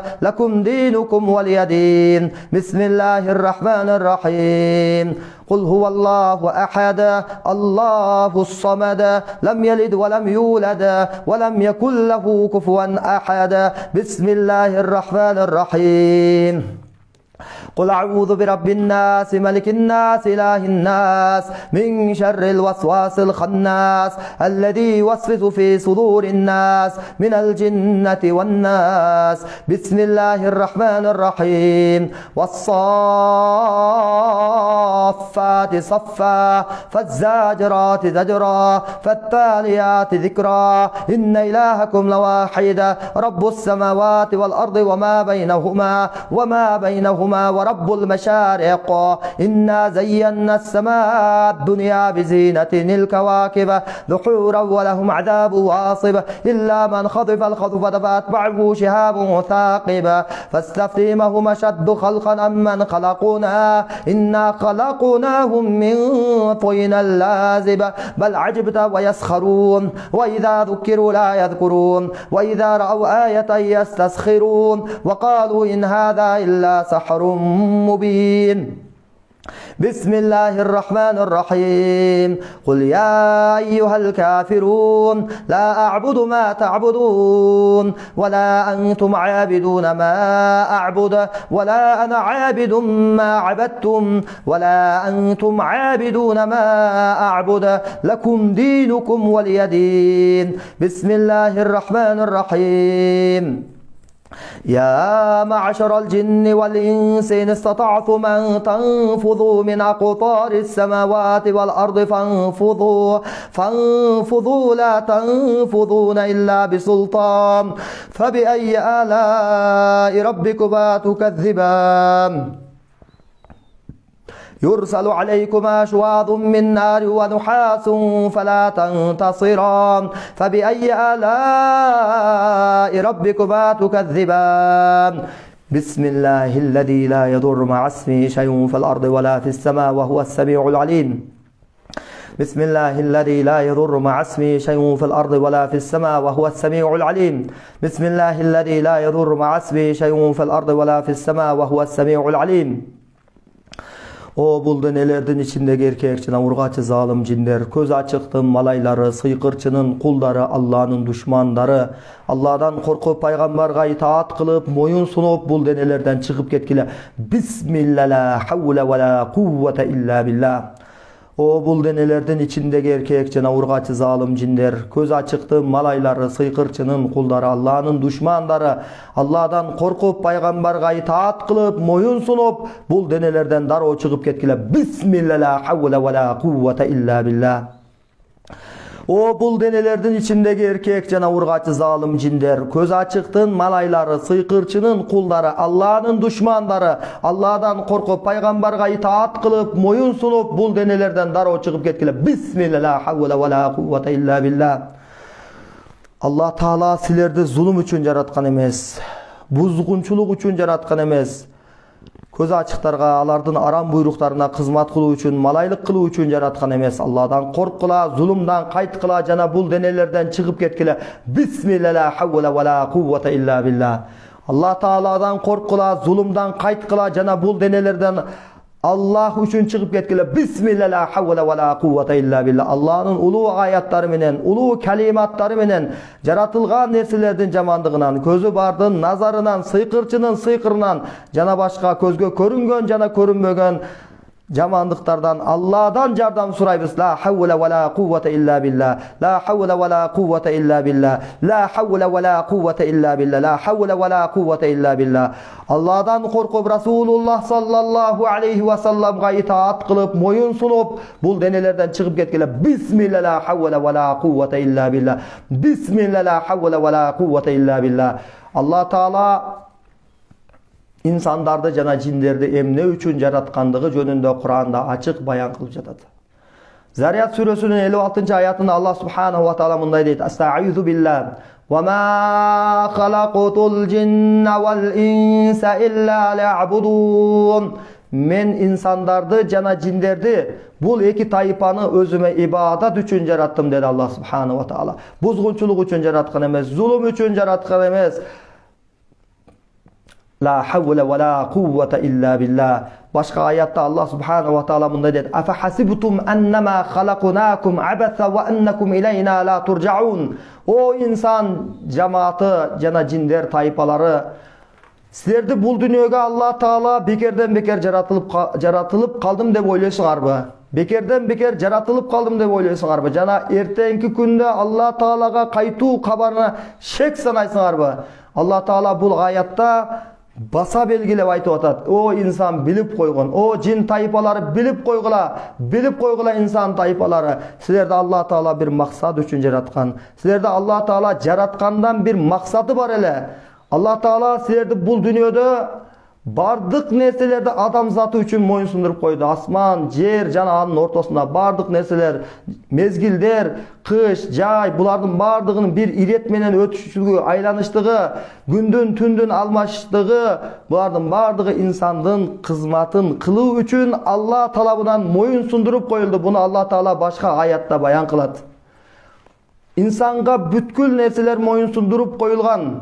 Жер бети жана анын үстүндөгү бардык нерселер. Ал эми инсан өзү эмне үчүн жаратылды? Алла Таала бүтүн нерселерди, бүтүн барлыкты анын кызматы, анын жыргалчылыгы үчүн жаратып койгон инсан затын Алла Таала анын жаратылыштагы, жараткандыгындагы бир максат бар бекен. Алла Таала ал максатты жогоруда биз айтып өткөн аят буну далилдейт. وَمَا خَلَقُتُ الْجِنَّ وَالْإِنْسَ إِلَّا لِيَعْبُدُونَ. Men insanlardı jana jinlerdi özüme ibadat üçün jarattım. İbadat degeni emne degeni? İbadat degeni Allah Taala'nın buyruklarına jana kaytarularına amal kılуу degeni. Allah Taala ibadat bul namaz menen çektelbeyt. Jana başka kebirki amallar menen çektelbeyt. İbadat bul erte menen oygongondan başlap uktaganga çeyin. Bul dünyöge gelgenden başlap ketkenге çeyin bolgan her bir iş hareketi Allah Taala'nın buyruğuna ılayık, Peygamber Aleyhisselam'ın görsetmelerine layık kılığını ibadat deyilет. Allah Taala bul dünyаны emne üçün jarattı? Mülk suresinde aytat. Estaizu billah. İnnallaha halaqal mauta vel hayata liyabluwakum ayyukum ahsanu amala. Allah Taala sizlerge ölümdü berdi, tirilükti berdi. Tirilük menen ölümdü Allah jarattı. Bul ekonun ortasında ömür var. Oşol ömürdü Allah Taala emne üçün berdi? Liyabluwakum ayyukum ahsanu amala. Sizlerden kayсы biriңер Allah'a köörөөк salih amallardı kılууңарды biliş üçün, sınaş üçün Allah Taala sizlerge ömürdü berdi. Mına şunday jagdayda, mına şunday awalda insanlardan da köpçülügü tuura emес жүрүp кетишти. Tuura emес багытта кетишти. Allah'ın hidayatından yüz uyuruştu. Jinlerden dağı köptөгөн taypalar hidayattan yüz uyuruştu. Adamlardan bolgon şeytanlarga, köz açıklarga, sıyqırçılarga moyun sunup, adamların içinde fitna oygotuş üçün, fitnalarda jana zulumdu küçöytüş üçün, adamga bolgon kör albastığынан ulam, adamdın jaşoosун buzuş üçün, kimdir birөө insandan bolgon şeytandardın buyruğu üçün, insanlardan bolgon şeytandar, jinlerden bolgon şeytandardı özüne moyun sundurup, eko'nun ortasında aram nerseden, gelişimden ulam sıyqırdı jasap, bugün күндө kança degen üy-bülölerdi buzup jatışat, kança degen zulumдар kılıp jatışat. Allah'dan korkula, zulumdan kaytkıla, bul denelerden çıkıp ketkile. Bismillah la havle ve la kuvvete illa billah. Bismillah la havle ve la kuvvete illa billah. Allah Taala zulümdü Kur'anda aram kılgan. Zulümdün aram ekendiginde Kur'anda köptөгөн ayatlar çürüldü. Rasulullah sallallahu aleyhi ve sellem özünün hadisinde men zulumdan özüңөрдү tыйгыla, özüңөрdү zulum kılууdan saktagıla. Antkeni zulum akırette zalim üçün karangılık, zulmat, cehennam bolup kelet dedi Peygamber aleyhisselam. Allah Taala hadisi kudusiyde aytat. Enni harramtu zulma ala nafsi. Men eng obolu zulumdu özüm üçün, nafsim üçün aram kıldım. Keyin silerden araňarda, insanlardın arasında, jinlerin arasında, jana eko'nun arasında Allah Taala zulumdu aram kılgan. La havle ve la kuvvete illa billah. O bul delelerin içindeki erkek jana urgaçı zalim jinler, köz açıktı malaylары, sıyqırçının kulları Allah'dan korkula, Allah'dan korkup Rasulullah sallallahu aleyhi ve sellem'ga itaat kılıp, moyun sunup, bul denelerden çıkıp ketkile. Bismillah la havle ve la kuvvete illa billah. أعوذ بالله من الشيطان الرجيم بسم الله الرحمن الرحيم الحمد لله رب العالمين الرحمن الرحيم مالك يوم الدين إياك نعبد وإياك نستعين اهدنا الصراط المستقيم صراط الذين أنعمت عليهم غير المغضوب عليهم ولا الضالين بسم الله الرحمن الرحيم ألف لام ميم ذلك الكتاب لا ريب فيه هدى للمتقين الذين يؤمنون بالغيب ويقيمون الصلاة ومما رزقناهم ينفقون والذين يؤمنون بما أنزل إليك وما أنزل من قبلك وبالآخرة هم يوقنون أولئك على هدى من ربهم وأولئك هم المفلحون بسم الله الرحمن الرحيم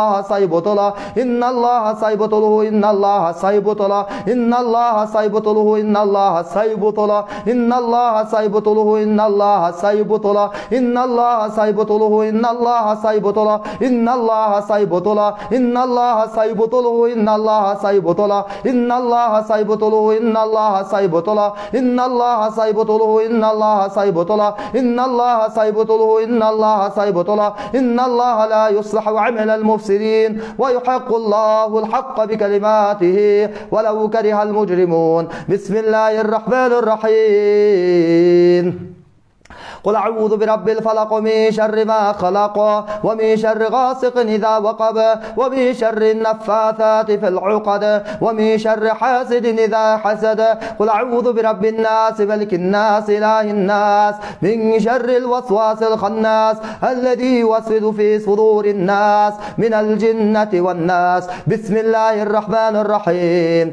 وقل جاء الحق وزهق الباطل إن الباطل كان زهوقا إن الباطل كان زهوقا إن الباطل كان زهوقا إن الباطل كان زهوقا إن الباطل كان زهوقا إن الباطل كان زهوقا إن الباطل كان زهوقا إن الباطل كان زهوقا إن الباطل كان زهوقا إن الباطل كان زهوقا وننزل من القرآن ما هو شفاء ورحمة للمؤمنين ولا يزيد الظالمين إلا خسارا أعوذ بالله من الشيطان الرجيم من همزه ونفخه ونفثه أعوذ بالله من الشيطان الرجيم من همزه ونفخه ونفثه أعوذ بالله من الشيطان الرجيم من همزه ونفخه ونفثه لا حول ولا قوة إلا بالله أسأل الله العظيم رب العرش العظيم أن يشفيكم أسأل الله العظيم رب العرش العظيم أن يشفيكم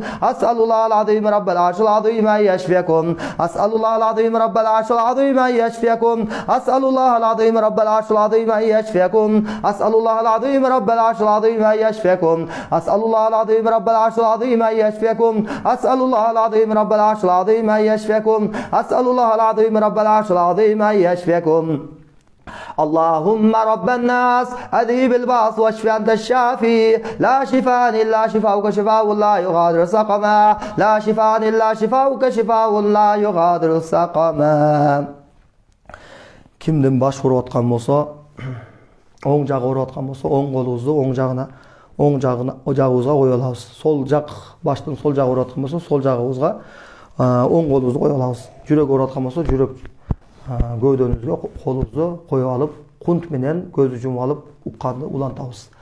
أعوذ بالله من الشيطان الرجيم بسم الله الرحمن الرحيم وأوحينا إلى موسى أن ألق عصاك فإذا هي تلقف ما يأفكون فوقع الحق وبطل ما كانوا يعملون فغلبوا هنالك وانقلبوا صاغرين وألقي السحرة ساجدين قالوا آمنا برب العالمين رب موسى وهارون بسم الله الرحمن الرحيم وألق ما في يمينك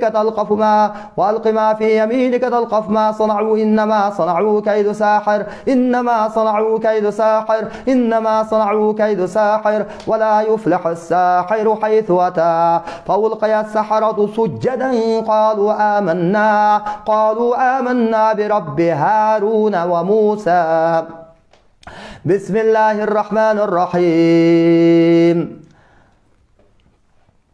فلما ألقوا قال موسى ما جئتم به السحرة إن الله سيبطله إن الله سيبطله إن الله سيبطله إن الله سيبطله إن الله سيبطله إن الله سيبطله إن الله سيبطله إن الله سيبطله إن الله سيبطله إن الله لا يصلح عمل المفسدين ويحق الله الحق بكلماته ولو كره المجرمون. O bul denelerden içindeki erkek жана urgaçı zalim jinler, көz açıktın malaylары, sıyqırçının kulları, Allah'ın düşmanları, Allah'dan korkup paygambarga itaat kılıp moyun sunup bul denelerden çıkıp ketkile. Bismillah la havle ve la kuvvete illa billah.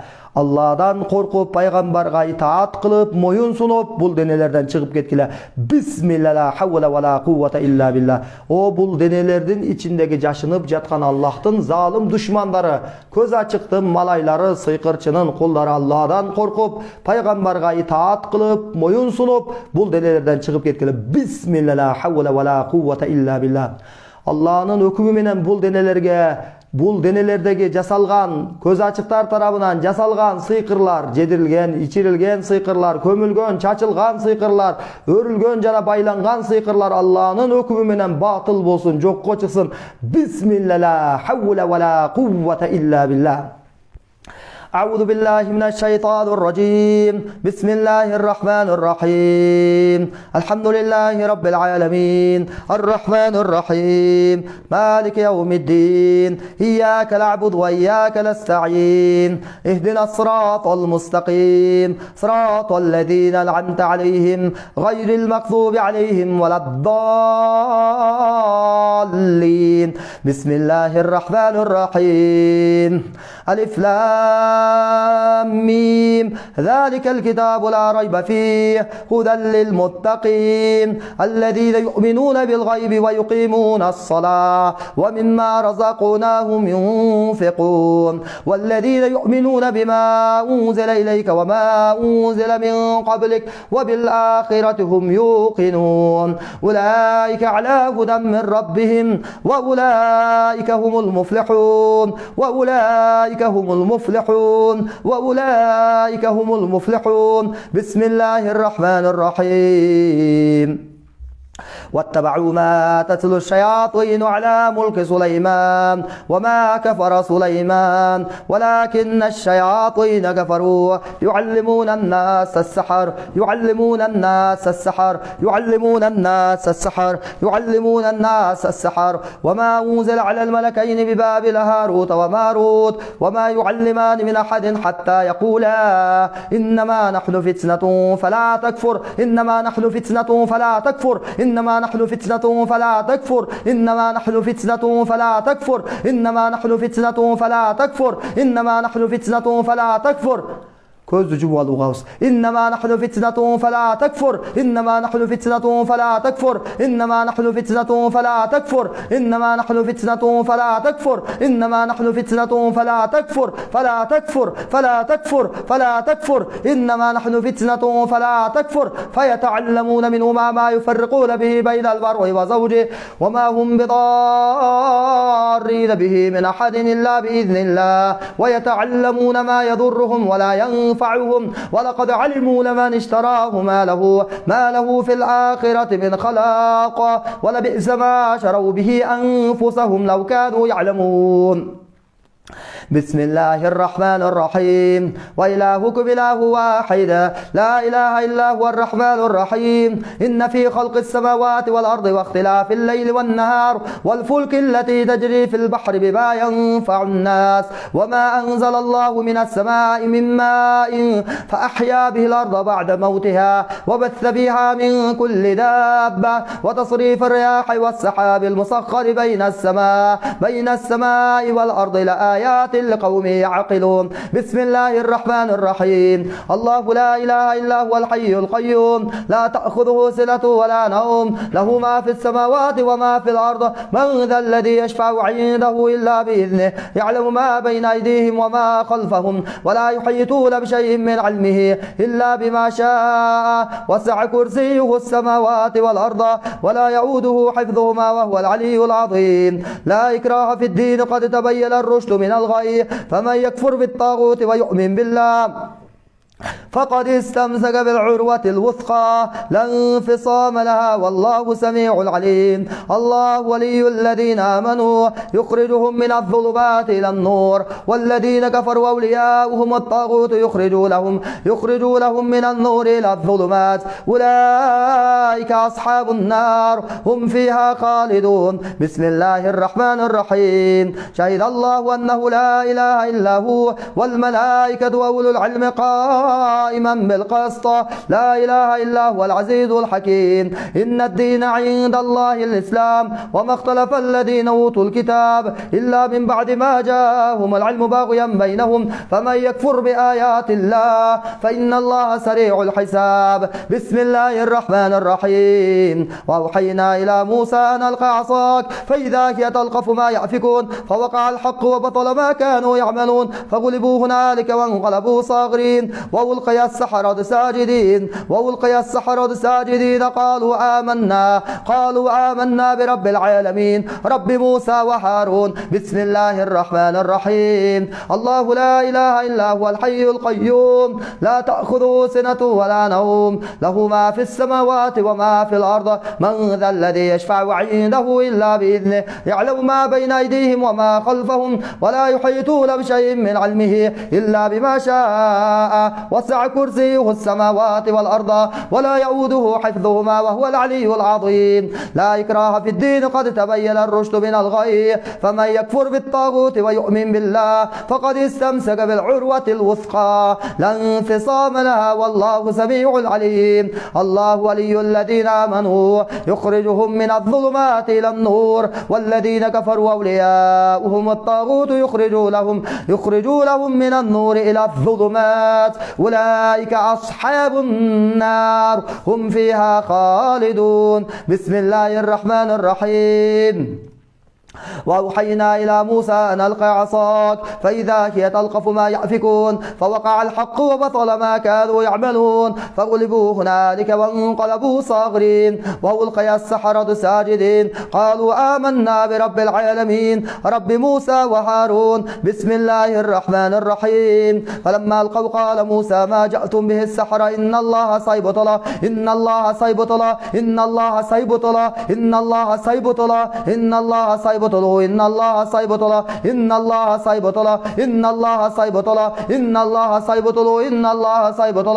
الله لا يصلح عمل المفسدين ويحق الله الحق بكلماته ولو كره المجرمون بسم الله الرحمن الرحيم وأوحينا إلى موسى أن ألقى عصاك فإذا هي تلقف ما يأفكون فوقع الحق وبطل ما كانوا يعملون فغلبوا هنالك وانقلبوا صاغرين وألقي السحرة ساجدين قالوا آمنا برب العالمين رب موسى وهارون بسم الله الرحمن الرحيم فلما ألقوا قال موسى ما جئتم به السحر إن الله سيبطل إن الله سيبطل إن الله سيبطل إن الله سيبطل إن الله سيبطله إن الله سيبطل إن الله سيبطل إن الله سيبطل إن الله سيبطل إن الله سيبطل إن الله سيبطل إن الله سيبطل إن الله سيبطل إن الله سيبطل إن الله سيبطل إن الله سيبطل إن الله سيبطل إن الله لا يصلح عمل المفسدين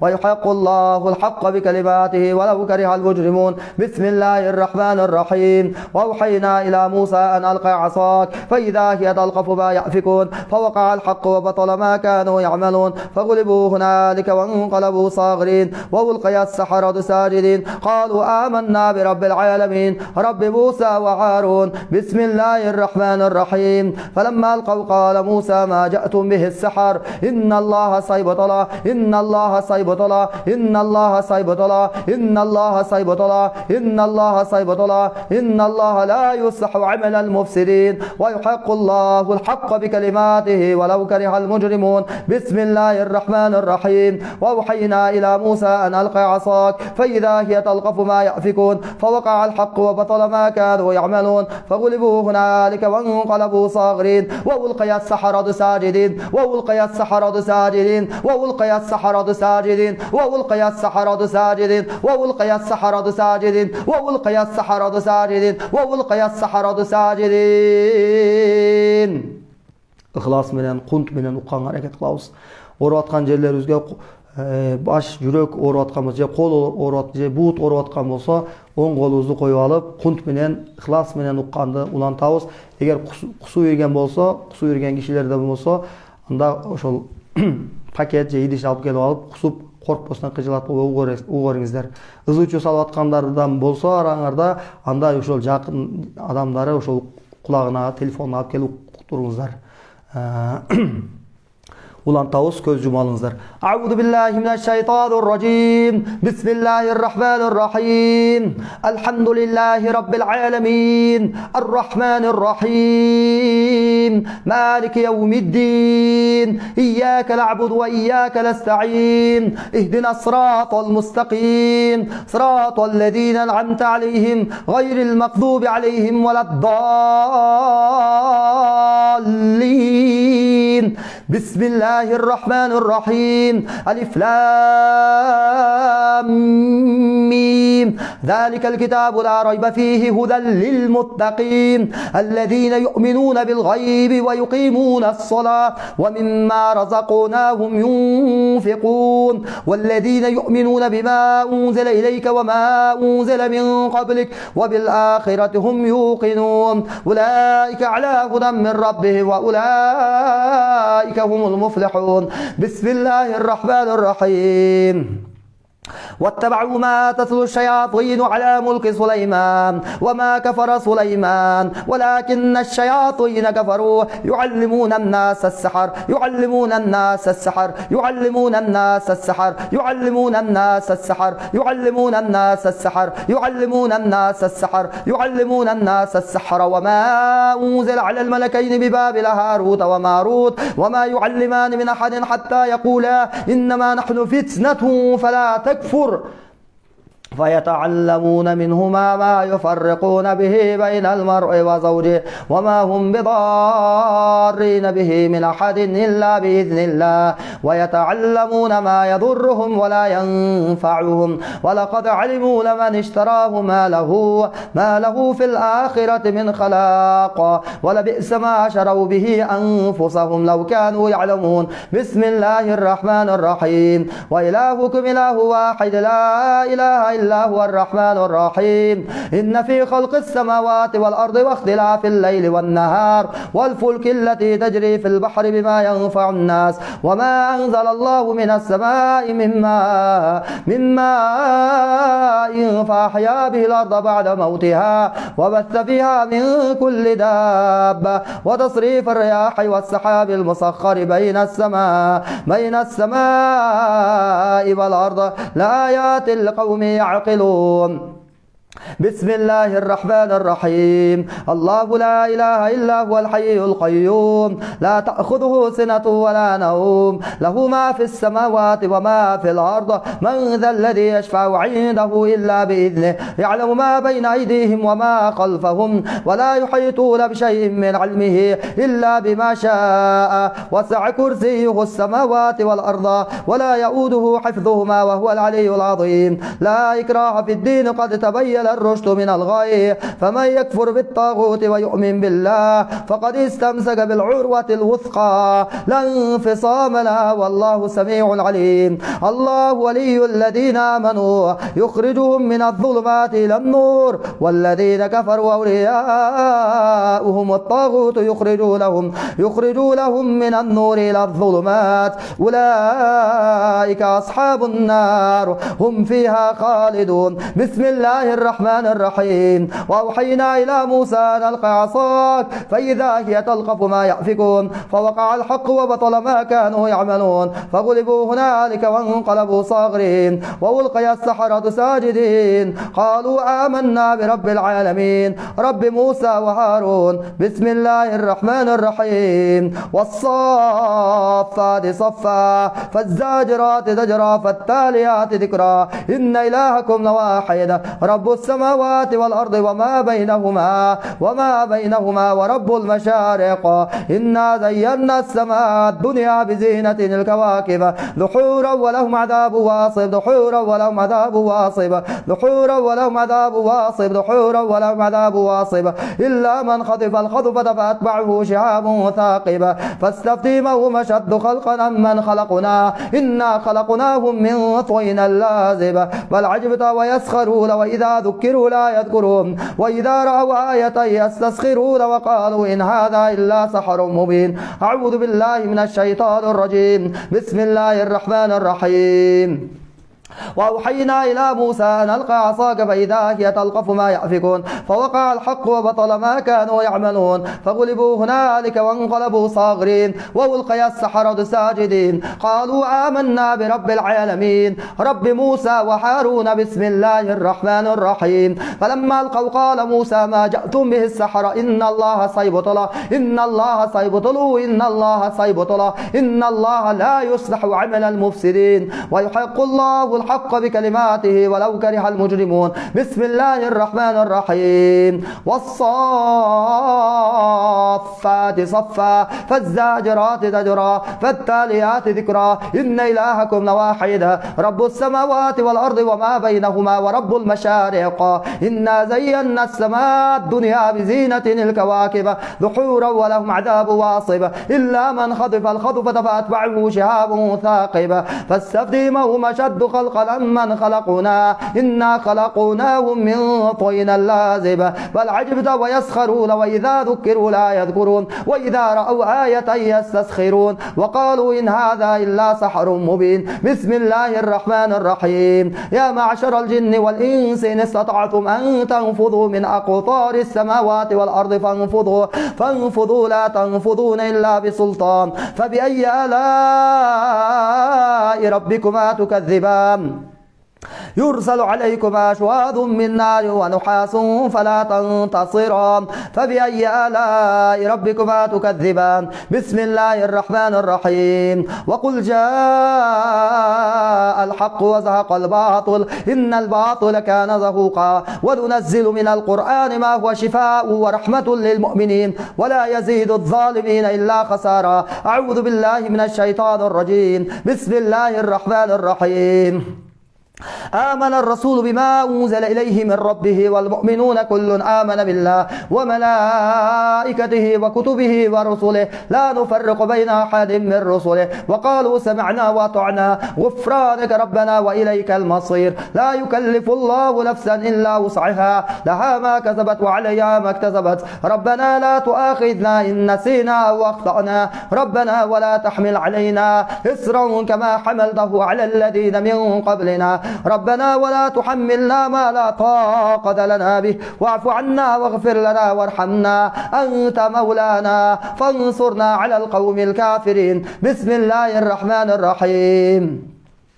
والصافات صفا فالزاجرات زجرا فالتاليات ذكرا إن إلهكم لواحد رب السماوات والأرض وما بينهما ورب المشارق إنا زينا السماء الدنيا بزينة الكواكب دحورا ولهم عذاب واصب إلا من خطف الخطفة فأتبعه شهاب ثاقب فاستفتهم هم أشد خلقا أمن خلقنا إنا خلقناهم من طين لازب بل عجبت ويسخرون وإذا ذكروا لا يذكرون وإذا رأوا آية يستسخرون وقالوا إن هذا إلا سحر مبين سبحان ربك رب العزة عما يصفون وسلام على المرسلين والحمد لله رب العالمين. Amin. Hajaratkan Allah sağa çeksiz maktuhlar, alkışlar olsun. Peygamberimiz Muhammed Mustafa sallallahu aleyhi ve sellem'e salamlar, cana salavatlar olsun. Jaratkan Allah biz günü kör bendelerinden bilip kılgan günölerimizi geçir. Senin yoluna taşlagan kadamlarımızı bekem berekeli o kadamlardan kıl. Allah'ım bütkül alamdagı mu'min musulmanlarga jardan ber. Alardın katarında uşul jerde alakan, jaygan, hüt menen olturgan bul bendelerinden dardına şifa ber Allah'ım. Bul bendelerine köz açık, sıyqırçı bakşılar tarabından jasalgan, jedirilgen, içirilgen sıyqırlarda, kömülgön, çaçılgan, baylangan sıyqırlarda, jana başka aram jolları menen jasalgan sıyqırlarda Kur'an ayatlar menen ketir. Uşul okulgan ulu ayatlarda bul bendelerinden yüreklerine, dartlarına şifa kıl, yaşoğlarına hidayet kılıp, günölerin keçir, tövbelerin kabul kıl ya Rabbel Alemin. İmandarın bekem kıl, übülülük yaşoğlarına baktoluluk verişlerine bolsa iyilik ver ya Rabbel Alemin. Allahümme Rabben nas, edhibil bas, ve şifente şafi, la şifaan illa şifauk, şifaun la yugadru saqama, bi rahmetke ya erhamer rahimin. Amin. Daha ayta ketişu nerse, sıyqır menen qara dua, tağırak aytqanda, jin oru menen oru atkandar сөзсүз түрдө мен азыр санап өтөмүн, ушул тапшырмаларга бекем болушуңуздар керек болот. Эгерде үй шартында учурда дарыланып аткандар Эгерде бул оорудан батыраак кутулуп кетейин деп ниеттенсеңиздер, анда ушул шарттарга аябай көңүл бурушуңуздар керек болот. Эң биринчиси Аллахка болгон иман, Аллахка болгон таква. Аллахка болгон иман дегени, эгерде иманды толук түшүнө албай аткан болсок, түшүнбөгөн, мурда билбеген болсок, анда иманды үйрөнүшүбүз керек. Иман деген өзүнчө бир чоң тема бар. Анда Аллахка кантип ишенебиз, кантип иман келтиребиз, периштелерге, пайгамбарларга, биздин пайгамбар алейхиссаламга, акыркы пайгамбарга, Куран китепке, Куран китеп кантип иман келтиребиз ага? Куран чындыгында Аллахтын китеби же бир кишилер тарабынан жазып коюлган китеппи? Пайгамбар чындыгында Аллах Таала тарабынан жерден тандап алынган пайгамбарбы же бул өзүм пайгамбармын деп доо кылган, пайгамбармын деп ашкера кылган бир кишиби, арабтардан болгон? Ушунун баарын үйрөтө турган илимди иман илимдери, акыйда илимдери деп айтылат. Иман илимдерин муну дагы ар бир момун эркек болсун, момун аял болсун үйрөнүү парз кылынган, милдеттүү түрдө үйрөнүш керек болгон илимдерден. Расулуллах саллаллаху алейхи вассалам айтты, эркек болсун, мусулман адам, аял киши болсун, ага илим үйрөнүү парз. Ошол илим үйрөнүү парз деген илимдердин эң таажысы иманга болгон илимди үйрөнүү, иманга алып бара турган илимди үйрөнүү. Андан кийин ошол жашоодо өзү дуушар болуп аткан ар бир көйгөйлөрдү Аллахтын китеби жана пайгамбар алейхиссаламдын сүннөтүнөн алып, ошолордун чечимдерин издеп, ошол чечимдерге амал кылып жашоо бул амалга тиешелүү болгон, парз болгон илимдерден. Демек, бүгүнкү күндө ошол намаз үйрөнүүдөн мурун, намазга чакыруудан мурун иманга чакырышыбыз керек экен. Эгерде намазды окусак, иман эгер үйрөнүлбөгөн болсо, мурда иман жөнүндө толук маалыматыбыз болбосо, анда ошол намаз убактылуу окулуп, кийин таштап коюла турган намазга айланып калышы мүмкүн. Анткени намазды бекемдей турган, кийинки болгон мына амалдары, шарияттагы өкүмдөрдү, буйруктарды амал кылдыра турган нерсе биздин акыйдабыз болот. Акыйданы көп алымдарыбыз фундамент деп атады. Фундамент дегенде үйдүн фундамент, кадимкидей фундамент. Үйдүн имаратты кармап тура турган фундамент канчалык бышык болсо, имарат анын үстүндө курулган үй дагы анын ошол фундаменттин үстүндө турган үйдүн ыңгайлуу көп жылга жараштыгы анын фундаментине байланыштуу. Ошондой эле адамдын дагы амалга тиешелүү болгон маселелери, намаз, зекет, хаж, орозо жана башка ушулга окшогон бир канча амалдар, шариятта пайгамбар алейхиссалам буйруган, Аллах Таала буйруган, кайтарган иштерге бардыгы ошол имандын үстүнө курулган экинчи даражалуу адамдын амалдары болот. Экинчи даражалуу иштерди үйрөнүштөн, амал кылыштан мурун биринчи даражалуу ишти түшүнүп алышыбыз керек болот. Демек, иманды түшүнүп алыш керек. Иман жөнүндө кенен түшүнүп алышыбыз керек. Эң имандын негиздери жөнүндө. Аллахка кантип иман келтиребиз, кантип пайгамбарга иман келтиребиз, кантип акыретке, кантип тозокко, жаннатка, чындыгында жаннат, тозок барбы, жокпу, чындыгында ал кабарлар туурабы же туура эмеспи деген маселелерди бизге Куран китеп, пайгамбар алейхиссаламга болгон имандар буну үстүнө негиз болот. Эгерде биз Куранга, пайгамбарга ишенсек, Аллахтын китеби, Аллах тарабынан түшүрүлгөн китеп экендигине толук ишенсек, бул кенен сүрөттө аябай бир үйрөнүүнүн негизинде түшүнө турган болсок, анда кийинки маселелер дагы бизге амал кылып кетүү, түшүнүп кетүү оңой болот. Ошон үчүн сыйкыр менен, жин оору менен ооруп аткандардын эң биринчи милдети эмне экен? Таква. Таква каяктан келип чыгат? Таква имандан келип чыгат. Иман кээде сусайып кетет, кээде иман көтөрүлөт. Эгерде иманды түшүнгөн адам болсо, иманды көтөрүлүш үчүн имандуулар менен көбүрөөк имандашып, алардын ошол иманга болгон, амалга болгон таргиптерин, амалга болгон чакырууларын угуп, өзүбүздө ошол телефондун батареясы, заряды түшүп кеткендей, адамды дагы иман кадимкидей түшүп кетиши мүмкүн экен. Ошол иманды бекемдеп туруш үчүн салих амалдар жасашыбыз керек. Салих амалдар жасаш үчүн иман жөнүндө сүйлөшүп, иман жөнүндө, Алла жөнүндө, акырет жөнүндө, жаннат жөнүндө ойлонушубуз керек экен, пикирлешибиз керек экен. Азгыра турган нерселер көп. Эми такваны пайда кылып алгандан кийин биз өз-өзүнөн Аллах Таала бул бир кандайдыр бир ишке дуушар болгонубузда ошол иш туурабы туура эмеспи? Аллах Таала бул ишти кайтарган эмеспи? Арамбы, адалбы деген нерсе адамга келет да. Ошол адалбы, арамбы, сооппу, күнөөбү деген нерсе качан келет десе, ошол ыйманды түшүнүп алгандан кийин, ыйман өзү аны түртөт, ошол нерселерге амал кылганга түртөт. Ыйман эгерде алсырап аткан болсо, демек ыйманды чөйрөнүп пайда кылып алыш керек. Демек таква, ыйман, анан кийинки намазга бекем болобуз. Анан кийинки күндө фалак-нас, аятал курсуну 100 жолдон окууну сунуштайбыз. Андан сырткары эгерде мүмкүнчүлүгүңөр болсо, мусулмандын коргону деген мечиттердин тегерегиндеги дүкөндөрдө сатылат. Мусулмандын коргону деген китеп. Ошол китепченин ичинде атайын эртең мененки жана кечки, таңкы кечки зикирлер бар. Асбахана ва асбахал мулку лилlah, мусайна ва мусал мулку лилlah. Пайгамбар алейхиссалам дайым айтып жүргөн зикирлер. Ошол зикирлерге да бекем болушубуз керек. Андан тышкары дарат менен жүргөнгө жакшы болот. Эгерде жашы улуу болсо, бешеп бат-баттан дааратканага барганга туура келсе, анда алардан буну сунуштабайбыз. Намазга, дааратка рукуяны күндө 3 саат угуп туруш керек. Рукуяны ушул жерде азыркы түз эфир сакталып калат.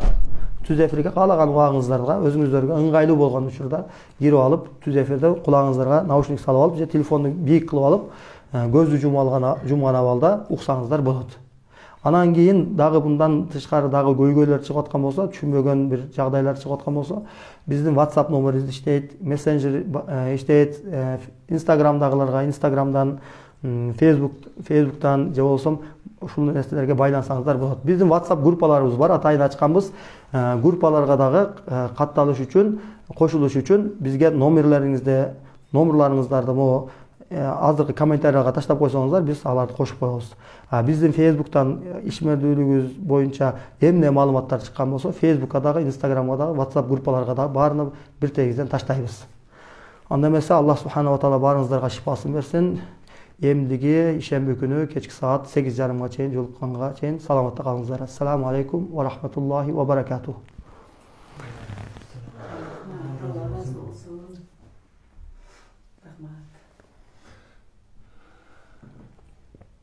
Şemide oldu endi. 9:30 başladı. 8:30 жылдырып койгонбуз. 8:30 жылдырып койгонбуз. Бияк өчүрүп коебуз.